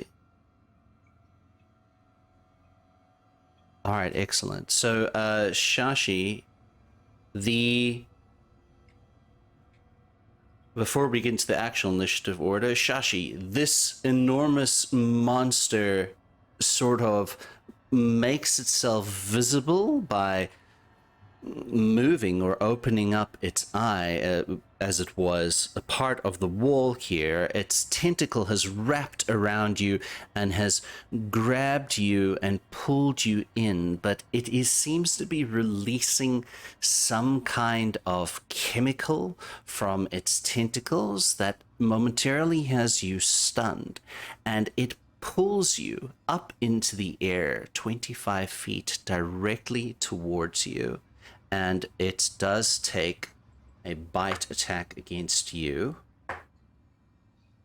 which it has advantage on because you are stunned. And you will take... I'm going to roll it because it's fun to roll dice. I'm not going to take the average here. Yes, that's... surprisingly not that many dice. Okay. Oh, that's very funny. I rolled the average anyway. 23 points of piercing damage. Oh, think though. Okay. All right. Okay. And now we jump into initiative order, as I'm going to change our music to combat music. which those of you listening at home should be able to hear, although unfortunately my players are not. So, Miller, this thing has real quick. popped out of nowhere. Oh. It is now your turn. What would you like to How do? big is the tentacle? Like, is it you could stand on this tentacle kind of big, or Yes, they are. These tentacles, it is 8 tentacles in total, and these tentacles have a 50-foot reach. oof, that's a lot. Can I use acrobatics to acrobatic my way on the tentacle that is holding Chachi? You can indeed. Because I have a plan if I manage to get on top of it. All right, go ahead and make an acrobatics check. That is a 15. A 15?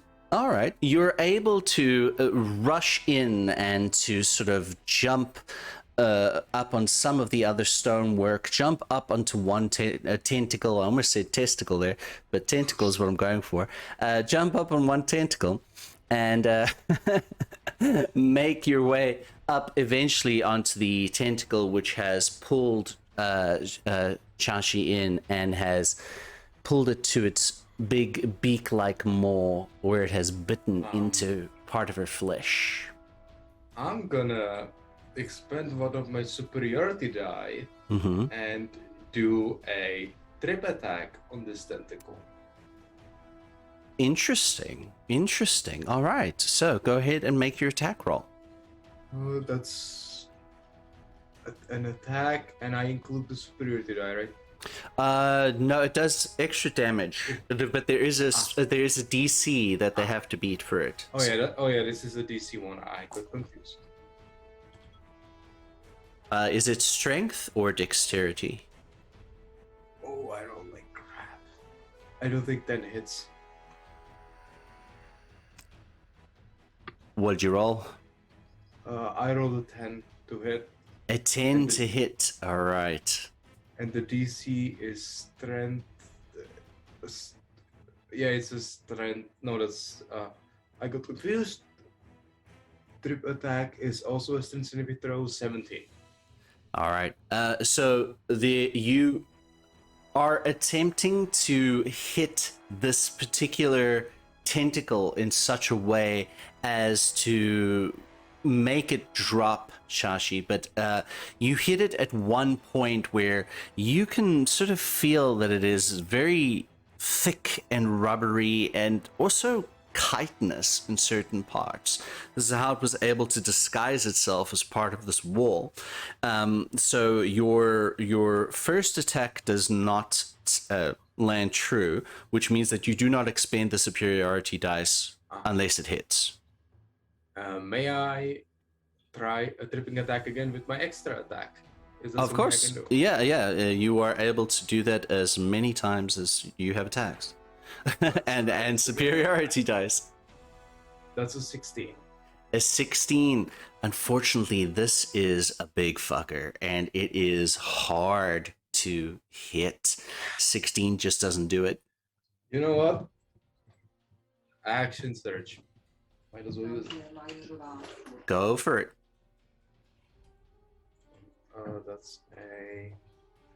That's my one action. That's my one and only action. Just go. And I keep rolling. That's a 16 again. A 16, that one doesn't hit. So action surge gives you your two attacks again, so you can still take that other attack. This is horrible. And that's a nat one. A nat 1. You've never come across something like this before. You're trying to figure out where its weak spots are, but you're not getting it. Anything you want to do for bonus action? Flurry of blows, just punch it. A flurry of blows. All right, sure. So you can take 2 punch attacks on the thing.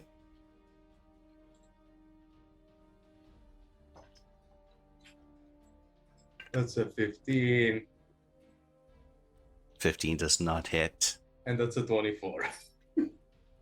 After hitting it with your sword a number of times and eventually getting frustrated and trying to punch down, the first punch and your continued strikes at these different areas seem to have broken a bit of this chitinous flesh away, and the final punch lands true. And it does 8 damage. 8 points of damage. Are you going to expend any key points to do anything interesting? Ooh, I do have, if I recall for it, I do have a Deft Strike. No, wait, that's a Kensei weapon. I'm looking. A Stunning Strike. Stunning strike. So it has to make a Constitution saving throw, yes? Constitution DC 15. 1 and 2. I believe it makes it. Let me double check. Yeah, it does make it. It just makes it. So it is not stunned. Now, you are multi-classed. Yes. Is expending your superiority dice a bonus action, or is just something you can do? I think that's just, it's marked as special. I think it's something you can just do. So you are able to expend that superiority dice now because you've actually hit. Right, I'm gonna do it. All right. So now it will make a strength saving throw, you said? 17? Yeah. Okay. Yep, I think so. All right. Let's see. Let's see. There's a good chance here. This is such a memey thing.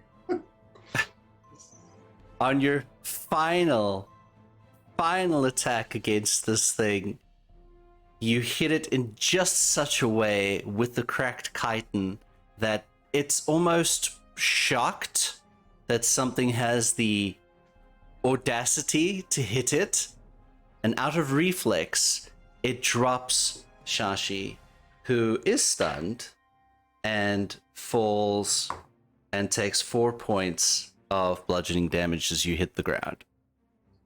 But you're no longer grappled. What about free fall? So, I think that's slow fall. well, you're stunned, so I don't know if that counts. Fair. No, listen, I'm at 9 hit points. I thought maybe I.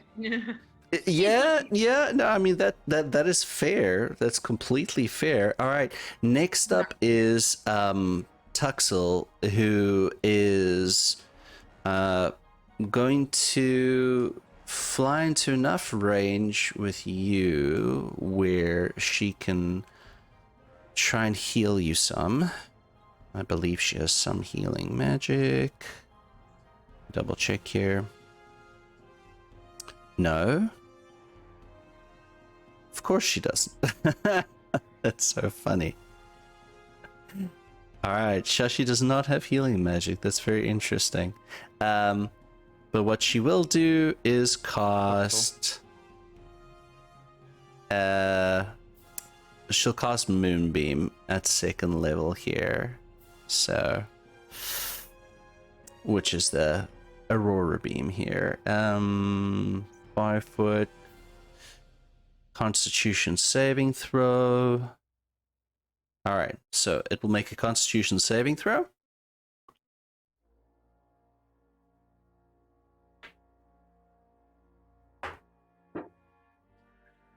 It does not make it, so it will take the full damage. So she is casting Moonbeam at 2nd level.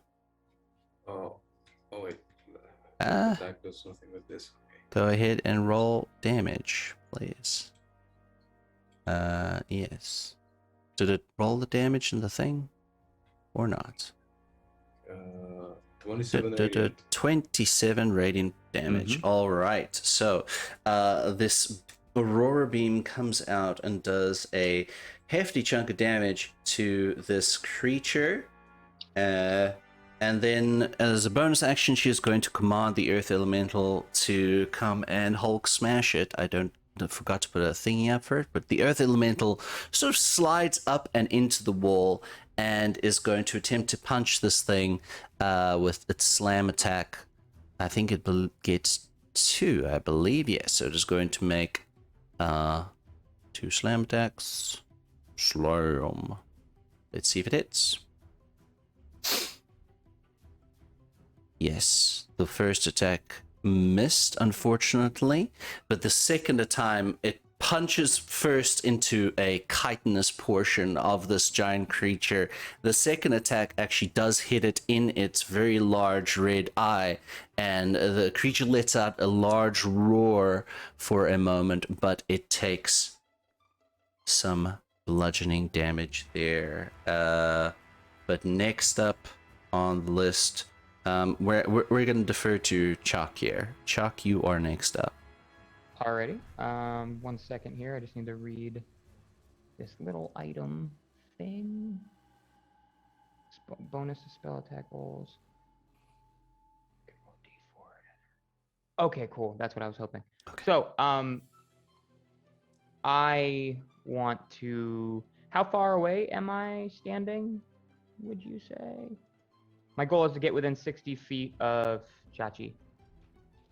You are, each of the squares that you can see are 5 feet, so you're definitely already within 60 feet definitely of within, Chachi. okay. Yes.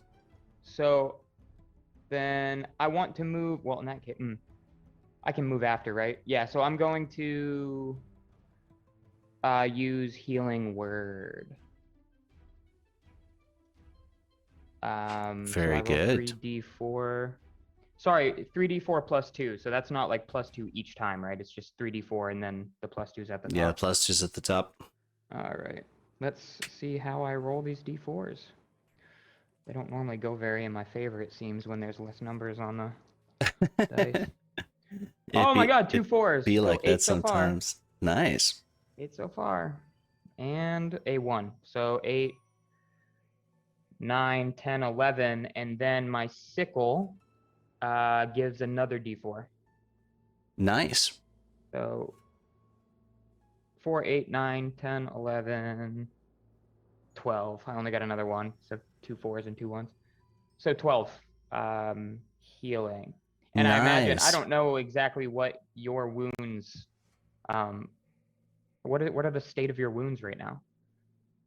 They are, it's bad. So Zashi looks pale and drawn.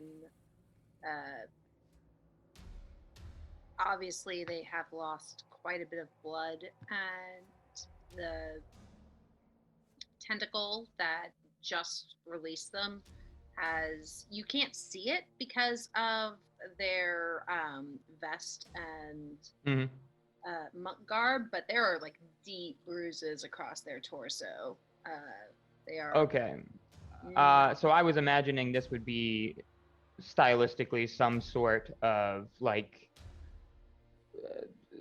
little spore bandage that sort of splotched out of the staff, and maybe braces your, around your vest or something, something to that effect. I like that. To give you that little extra help. So that's that, and then that's my action, right? No, And- that's a bonus action. Bonus action. Healing Word is a bonus action. That's dope. All right. In that case, now I want to move closer to the tentacle, the massive chitinous tentacles, or tentacle, whatever. You said there were 10, right? There are 8. 8, of course. Yeah. So go to them, and so the bonus action is over. Use your reaction, and I think. With that said, I will.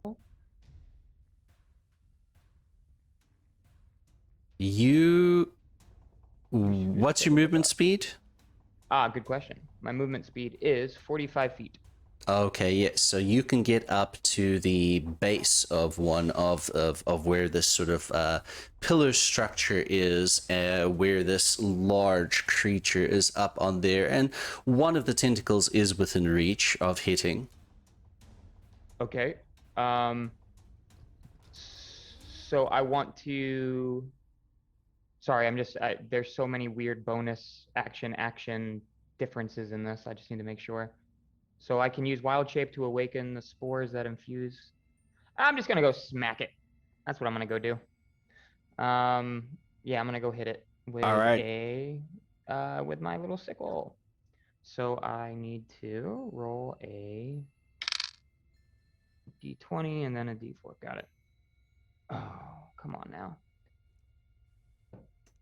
No. Yeah, I don't think that hit. 13. You'll have 2 attacks as because of your barbarian level. So Oh, I your forgot first about that. your first one misses. Oh, that one might, maybe, I don't know. 8, 9. Oh, wait a minute. Sorry. Hold on. Sorry, 1 second. I just want to make sure I didn't. While holding this magic weapon, you gain +2 to attack and damage. Okay, so it would have been 15. I don't know if that changes it. Still misses, Okay. unfortunately. This one is a 22. 22. 22 Yes. does hit. It hits the Okay. tentacle. And then I roll a 1d4. Oh my gosh, I gotta get a hand on. There's so many different dice involved. Oh no, it's a 1. So 1 + 4, so 5 + 2, so 7. 7 points of 7 points of damage. damage. All right, as your mushroom infused axe-like sickle does some points of damage there. Fantastic. Axical. Your axical. Next up, it will be Huntmaster Zalas's turn here, and Zalas is going to. He pulls out 2 firearms, 2 pistols from his. God, what the hell is the word? Holsters. Jeez, I couldn't freaking think of the damn word for a second there. And he is going to take 2 shots at this thing with his pistols. The first one seems to hit. The second one hits as well. So he bang bang. I would say, let me just double check that I did give him Hunter's Mark. I did. Alright, so he had first cast Hunter's Mark on it. 5 points damage there. Let me roll damage for these pistols. 13 plus 5 is 18. 18, 28, 29. All right, so Huntmaster's last sort of runs up and takes a bit of a position, makes sights down at the thing, and casts Hunter's Mark in it, and fires off these 2 pistols, which he then puts back in their holsters, and he is going to move a little bit to the side of this wall here. He has enough movement speed to get there, and that was 29 points of damage there.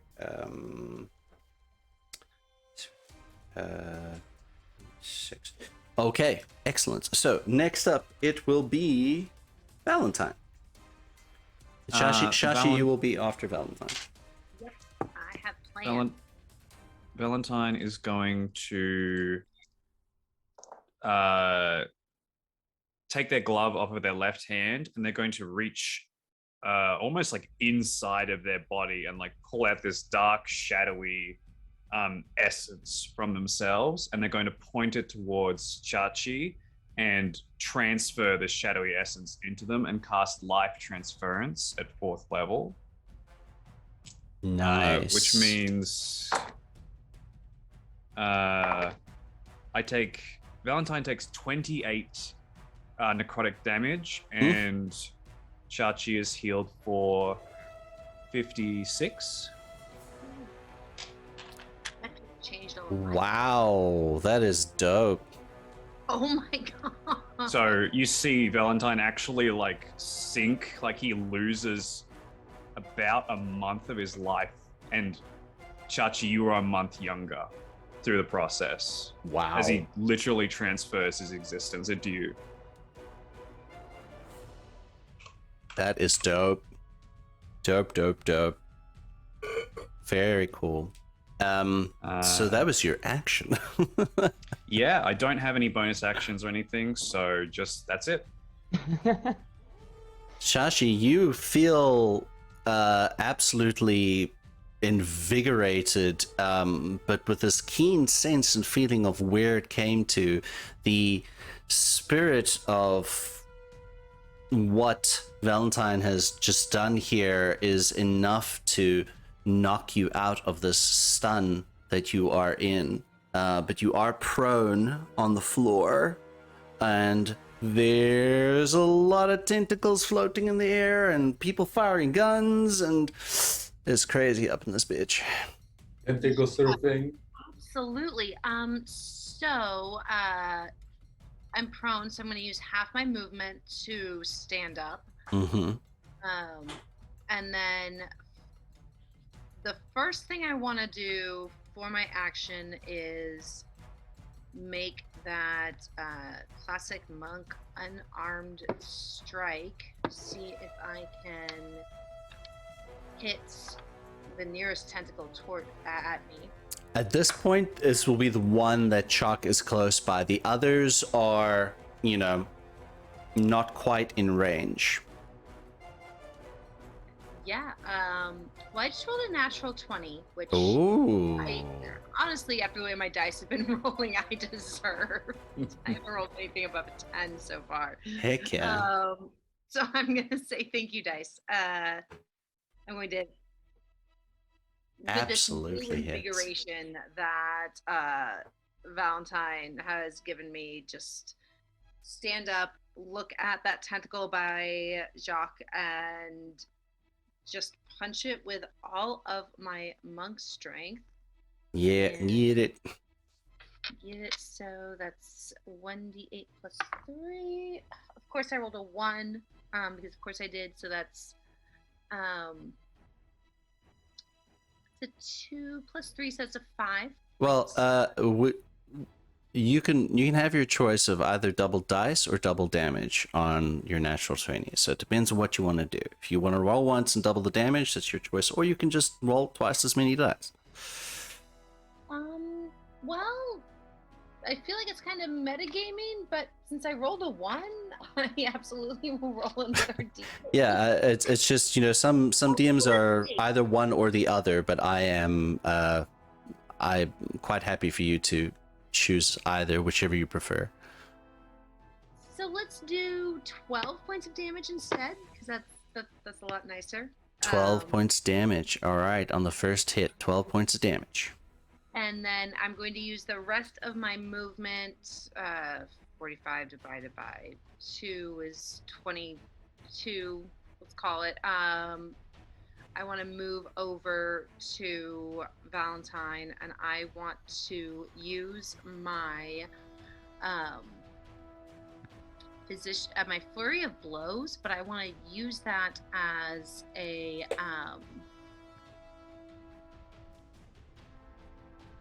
part of my what is it? Physician? No, not physician's touch. Flurry of healing. Arm. Your healing punchies. Yeah, my healing punchies, and I'm gonna look at Val and I'm gonna look at V and going to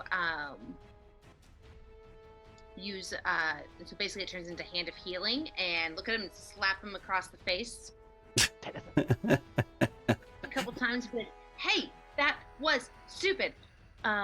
Feel better now. Feel better now.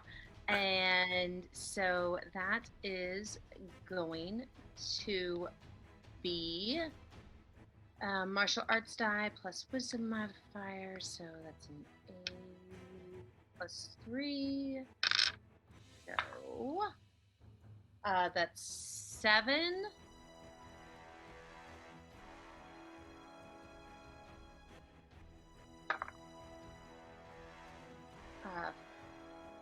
4.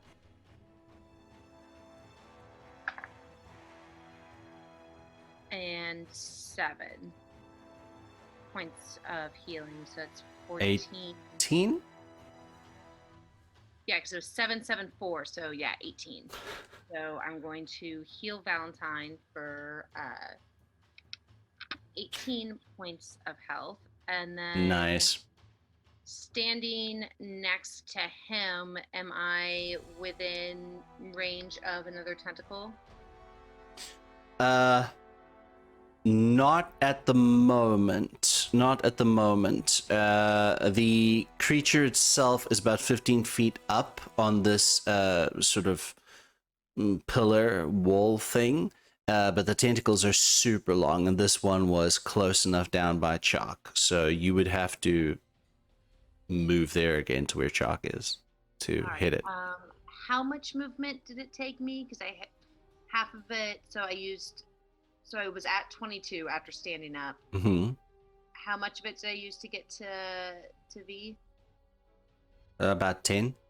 10? Okay, so do I have another 12 to get back over?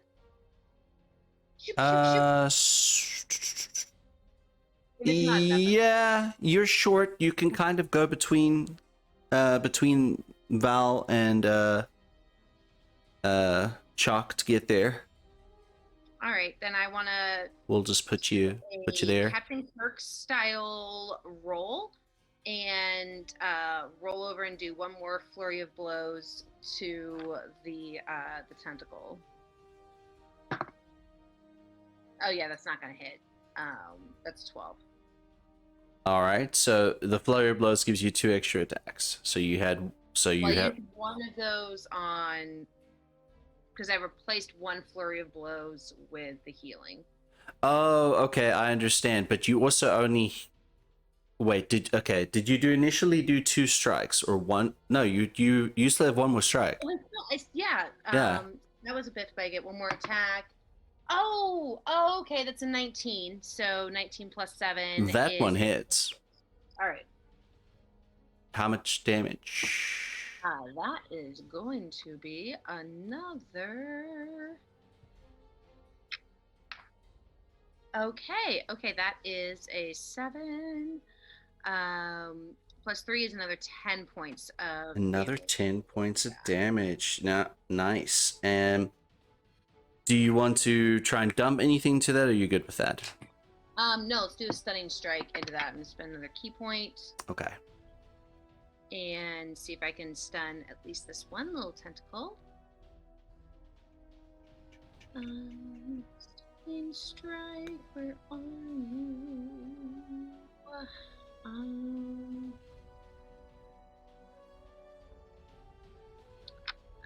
Let's see, it needs to save 15. Okay. So it does actually make it. Okay. That's Yeah, fair. yeah. It just made it. Yep, that's all right. All right. So at the end of your turn, it is going to take its legendary action. Of course it is. And it Question. is yes. Sorry. Is this the tentacle right next to us? Yes. What does that classify? So I just wanted to throw out my reaction. I was saving for my Halo of Spores, which is when it starts its turn within 10 feet of me. It has does not that. started its turn. Okay, never This mind. is a legendary action. But They take just so you know then. Okay. Okay. So for the legendary action, it is actually going to look at the 2 people that have done it the most damage so far. One of them being Tuxel. The other one being Zalas. So I'm going to let you guys do this. Who would like to roll a wisdom saving throw for Tuxel? Oh, I would. I'll take over the tux. All right. Who would like to roll a wisdom saving throw for Zalas? Sure. You get to do this with advantage. Okay, well that's Just the last. Both of them, because they're both elves. Oh, okay. first a loss. Advantage. That's a 13. 13 plus 4 would be with advantage. Yeah, because it was a 4. Okay, so that would be 17 for Will you Zalas. believe I just rolled 2 18s at the same time. Tuxel is unfazed. However, Zelas is now under the effect of Dominate Person. That's not good. All right. That's not great. So, which, you know, being an elf has its advantages, but right now it just did not go through. So the next up in the turn order is Do. What Do is going to do is going to inspire Miller. So Miller. Surfing on the tentacle. Tentacle surfing. So Miller, you have he looks at you, gives a wink, go get him, buddy, and gives you inspiration, bardic inspiration. So you have a 1d10 that you can add to an ability check or an attack roll, and that's his bonus action. And he is going to. Oh, this is really stupid, but he's going to try. Do starts to sing a melody and is going to attempt to cast Polymorph on this thing. So, yes, use a spell slot. Let's see if it works. What is your spell save DC? Bum, bum, bum, bum, bum, bum, bum. Okay, so it has advantage against this, and Polymorph is... No, give to me the right screen. Polymorph is a... Wisdom, okay. I don't even need to roll twice. So Do begins trying to sing his bardic melodies and conjuring the magic of Thala's song to attempt to transform this thing into a harmless little kitten. And it just shrugs off the magic like nothing. And he's like, oh, that usually works. And that is what Deuce can do for his turn. It is now the Roper's turn. So what was that about a reaction? Right. So within 10 feet, I actually the damage just ramped up when we leveled up. Nice. Creature succeeds on a Constitution saving throw against my spell save DC. My spell save DC is, I believe, 16. Let me just double check. I Yes. rolled a natural 20. Okay. So yeah, no, that means no effect. No effect. All right. No effect. That's very unfortunate. So, it is now going to make its 8 attacks. Excuse you? Oh boy.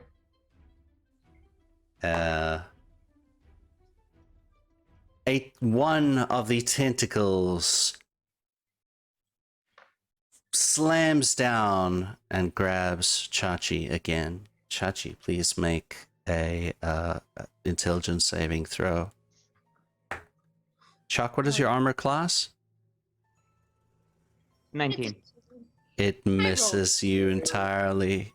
Shashi, you are once again infected by this chemical that's on its body, and you're stunned again. We'll get to dealing the damage now. Miller, you probably have a very high armor class. What is your armor class? Currently, it's 22 because of Agile Berry. Yeah, you are not affected by this thing. Valentine, yours is high as well, right? I think you might be muted. 16. Oh, it actually makes this one. All right, so please make me an intelligence saving throw. Mm-hmm. Natural 20. So Natural that is 20. 20. Very nice. So you are not stunned. It is going to try and get Tuxel.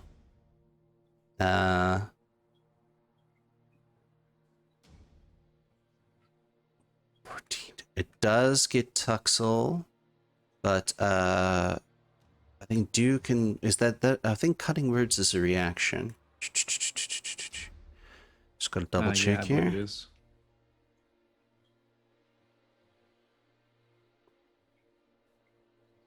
Yeah. Expend one use of project inspiration, roll the die and subtract the number. Okay. There's a high chance that it will. Yes. That's just enough, actually. So it does not get Tuxel. So, however, it does have both Valentine and Chachi in its tentacles, and it is pulling Chachi closer as you are currently stunned. It pulls you to its mouth, and it is going to attempt to do an extract brain attack. What? No.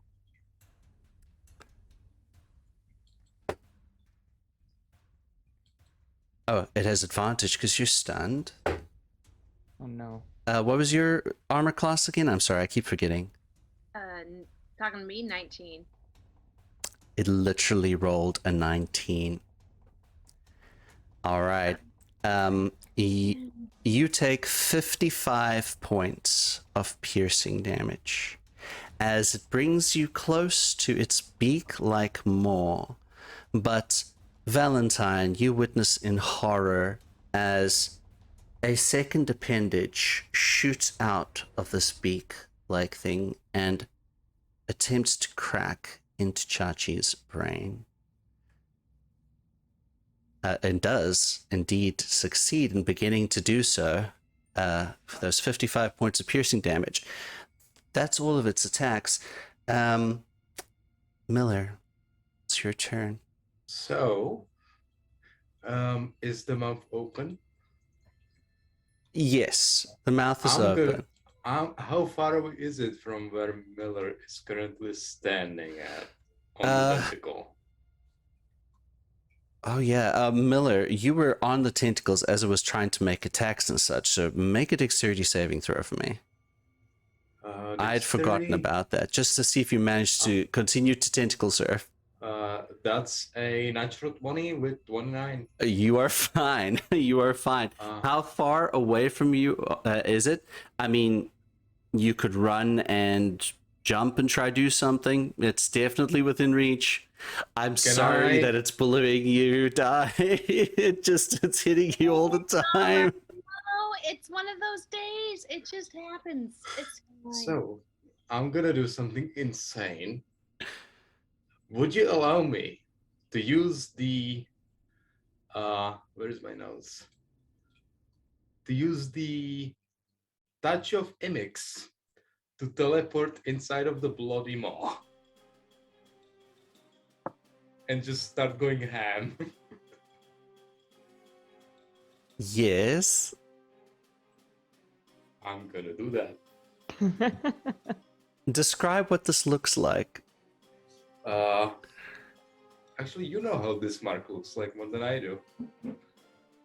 Yeah, but I mean the visual effect. Suddenly there is like this, I don't know if anyone can see it, but suddenly like this mark on Miller's like arm starts glowing and it just starts going all the way up, and just he suddenly blinks out of existence like a puff of smoke, and that's when people would realize that Miller is one of the evil elves. Well, evil. They it's a term. But yeah. So you've teleported inside this open beak. It's quite enormous. And you're going to Slash at it. all right. So are you trying to attack the second, alien style mini mouth that has come and is plunging into Shashi's head? All right, go for it. Okay, that's attack. That's attack number 1.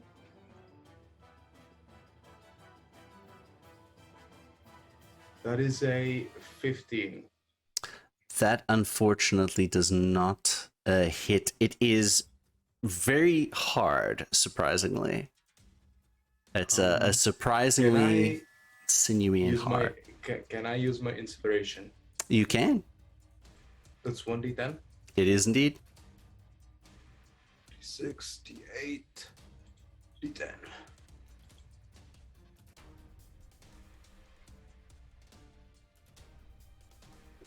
That would make it a 21. That hits. Go ahead and roll the damage for that. Shorts of wording. That would be 9. 9 points of damage. You have taken a hefty swing into this thing, and you can tell that this second brain-sucking mouth has... It's barely holding on in there. I have a second attack, You my do? good sir. You do? That would be a 20. 30. That just hits. 20 is its armor class. Let's go. And that would be 11. 11. damage. You slice through this second mini mouth. Shachi is still grappled by the tentacle that brought it there to its beak, but she's not in danger of having her brain sucked out this turn anymore, so that is very good. The creature does sort of screech out in pain as this sort of dark purplish fluid comes out from where you have cut off the tentacle. Anything else you can do? I'm gonna do a flurry of blows. Alrighty. Because fuck this thing in particular. Okay, I don't think that hits because that's a 15. I needed to make a constitution check, actually. And that's a natural 1 with a 10. I don't hit either of those flurry blows. Alright. Very good, or not very good, depending on how you'd like to look at it. That is your turn. Next up, it is Tuxel's turn.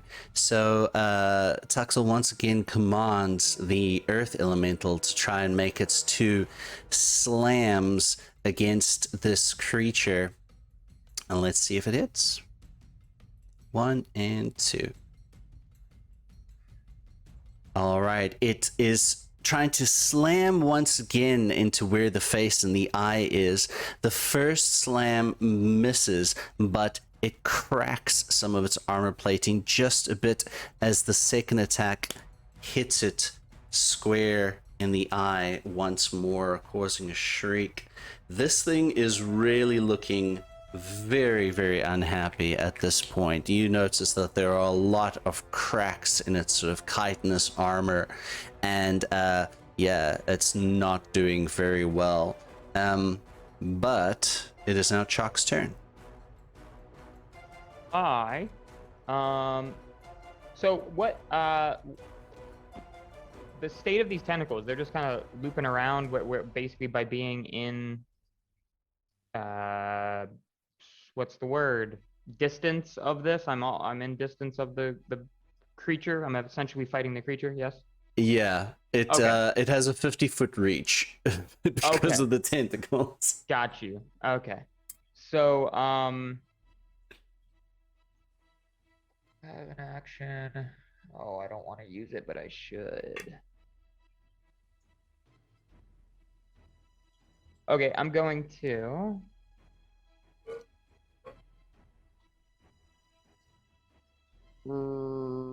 rage.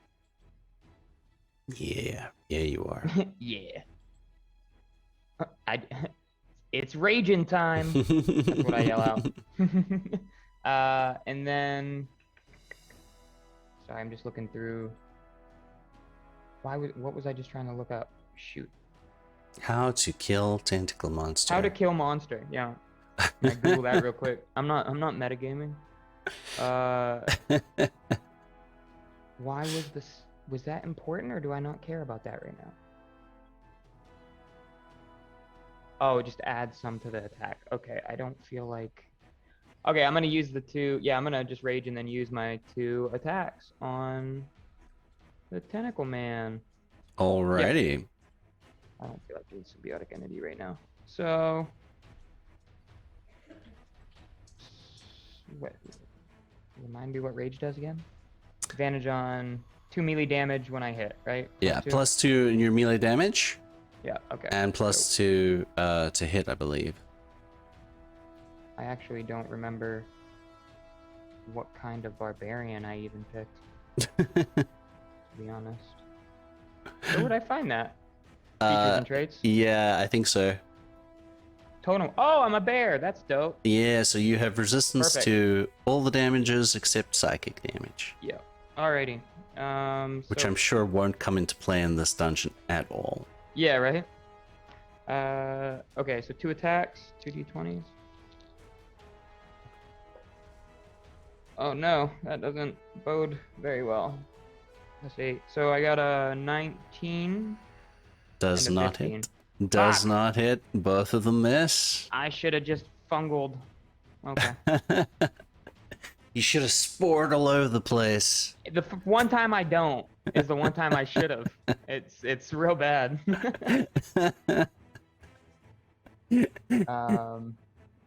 All right. Well, that's your action and your bonus action, so you have movement, I guess. You use a reaction to make it. Yeah, no, that's it. I'm good.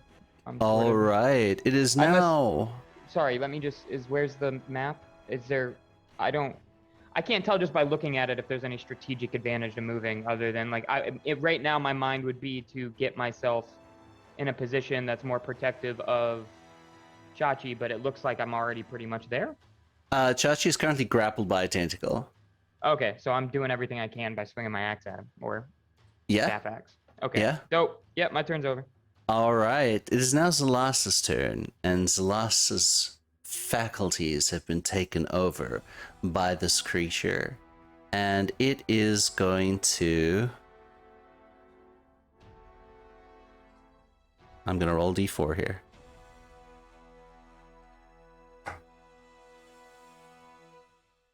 Miller, Ooh.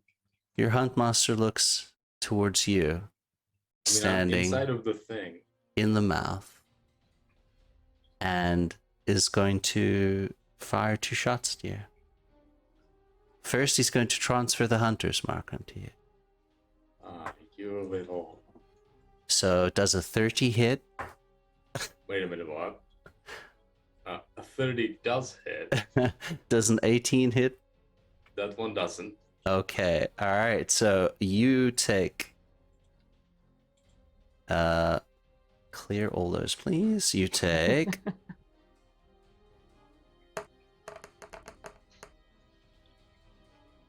17 points of damage from the gun, and Ooh. I need to roll hunter's mark damage. Oh, plus an additional one, so it's 18 points of damage from this shot that manages to hit you. I'm still standing. You're still standing. You're still standing. All right. And so is our friend. Val, before you are able to go, it is going to use another one of its legendary actions. Who is close to it? 1, 2, 3. Pretty much everyone is close to it. I need everybody except for Tuxel and Do, yeah, to please make me an intelligence saving throw. Is this something magical? It is, yeah, well, it's a spell-like ability, so I'm gonna say for this, no. It's That's a not 15. necessarily magic. That's a 14. A 14, okay. 15? Okay. 20. 20, okay. Said it was int. Yes. Oh god, I wish I would have just let it drop. I got a natural one. All right. So, a burst of psychic energy explodes out of this thing. Valentine and Chachi will take half damage, and the rest of you will take full damage as it lets out a mind blast here. You're beginning to notice that this is not your standard roper. So full damage would be 14 points of psychic damage, and half damage would be 7. Still standing. All right. Yeah, yeah. Now it is your turn, Valentine. Valentine, while grabbing onto this rope that's the tentacle that's wrapped around them, because I believe they're grappled, will use their other free hand to do the same thing again. They're going to reach in, draw out more of their own life force, and going to cast life transference at 5th level this time for Chachi.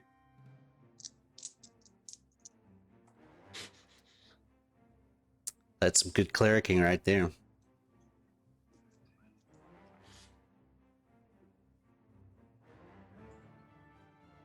So that's 29. So you heal for 58 hit points, and I take 29 necrotic Oof. Wow. damage. So I'm on 2 hit points. Damn.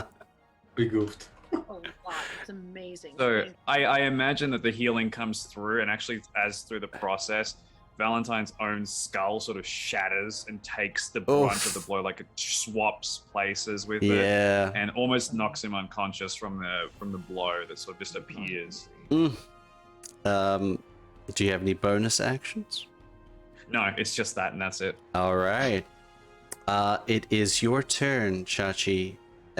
You, however, were stunned until the start of its turn or your turn. Let me double check here.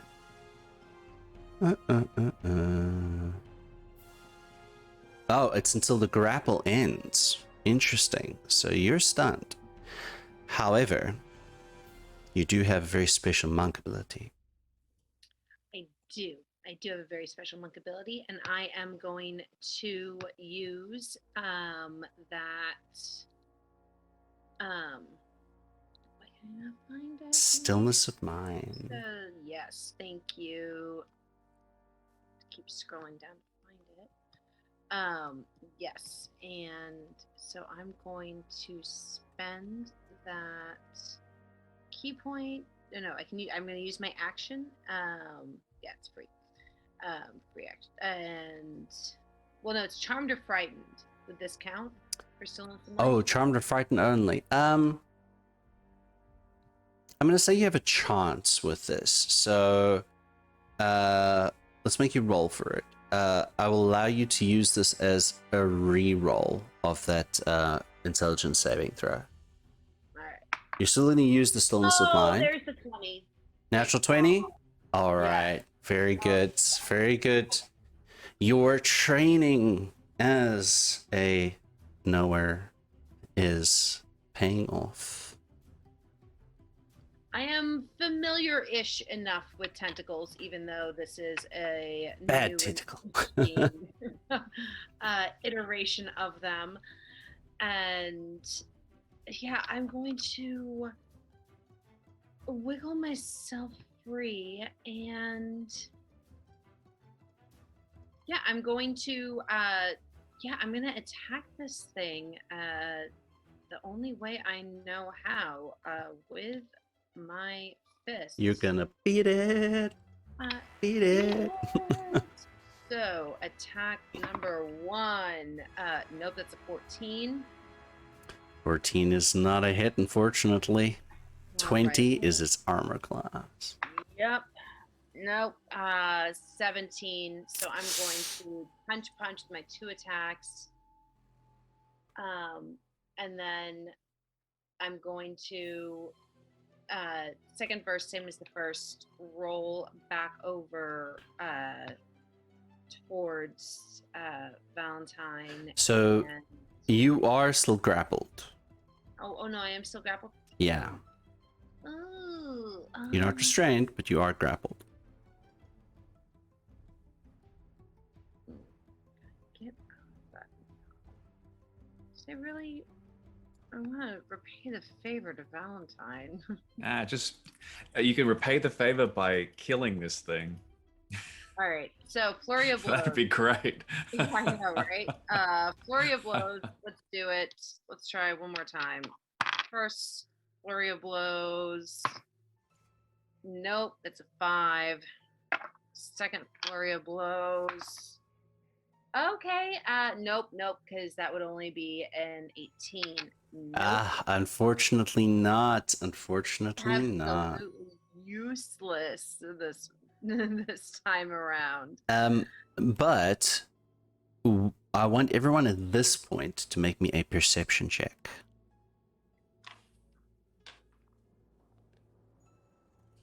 The 10. Okay. 23. Nice. 24. Nice. 17. Nice. All right. So, Shashi, mostly because of just where you are, you were still quite close to his beak-like mouth. You don't have the right grasp on it, but it is just enough for where Chalk is and Miller, where you are stationed. Even though you're inside the beak-like mouth, you're kind of looking out. You notice something that you hadn't seen before in the village. Because it's here, you just make out a thin red thread that seems to be jelly-like, ooze-like, very thin.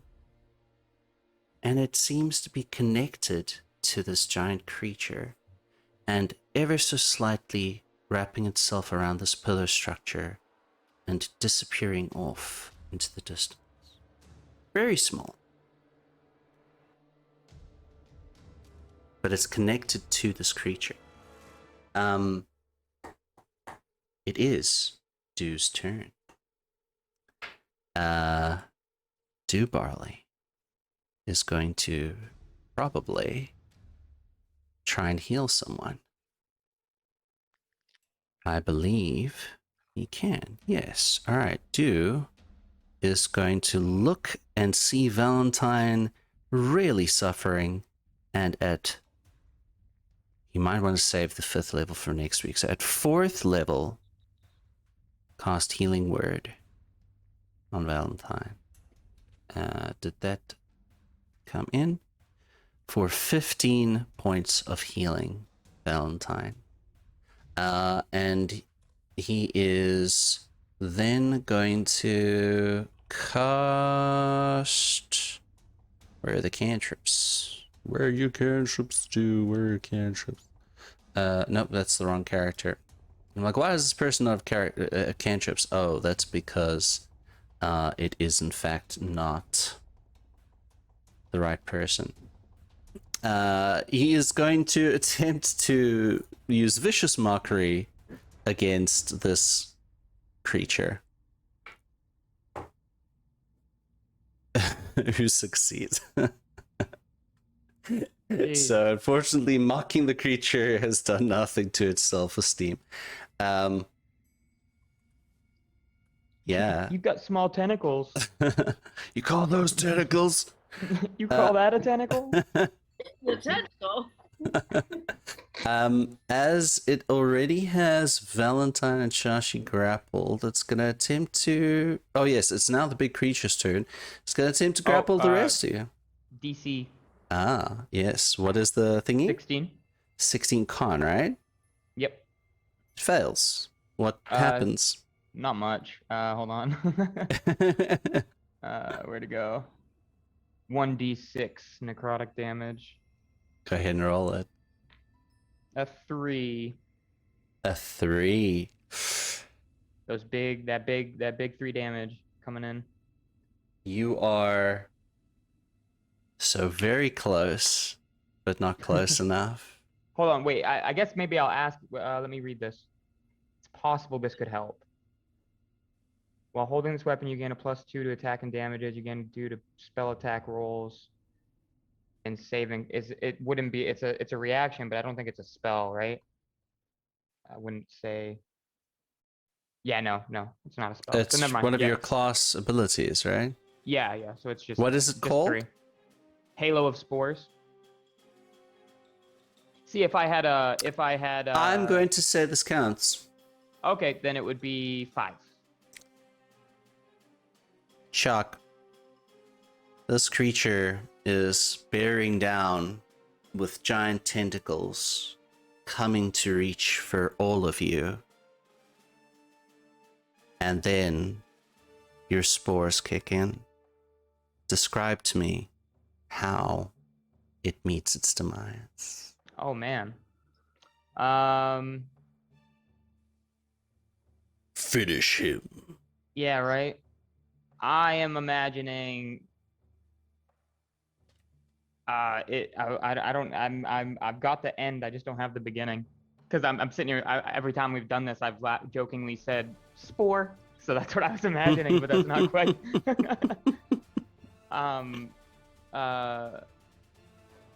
I guess as this constitution has begun to fail and the damage is added up and the so on and so forth, maybe it didn't seem to happen quite at first, but all at once as it finally took hold and the necrotic spores began to actually break down through the chitin and get into the viscera of it. Almost, maybe it was like a domino effect. It just, the rot and just started, the decay just took over, like I imagine coloration change as it just crawled maybe up through these tentacles and then towards the central mass, yeah, right? the prime mass. Yeah. And as this coloration starts to change inside this beast, you almost see it sort of fall in and wither upon itself as these tentacles are eaten away by this necrosis. And you can begin to see the innards of this thing as it is collapsing in upon itself. But then something unexpected happens. And the coloration of the entire creature, as Shashi and Valentine, you are dropped to the ground from the tentacles that have disappeared.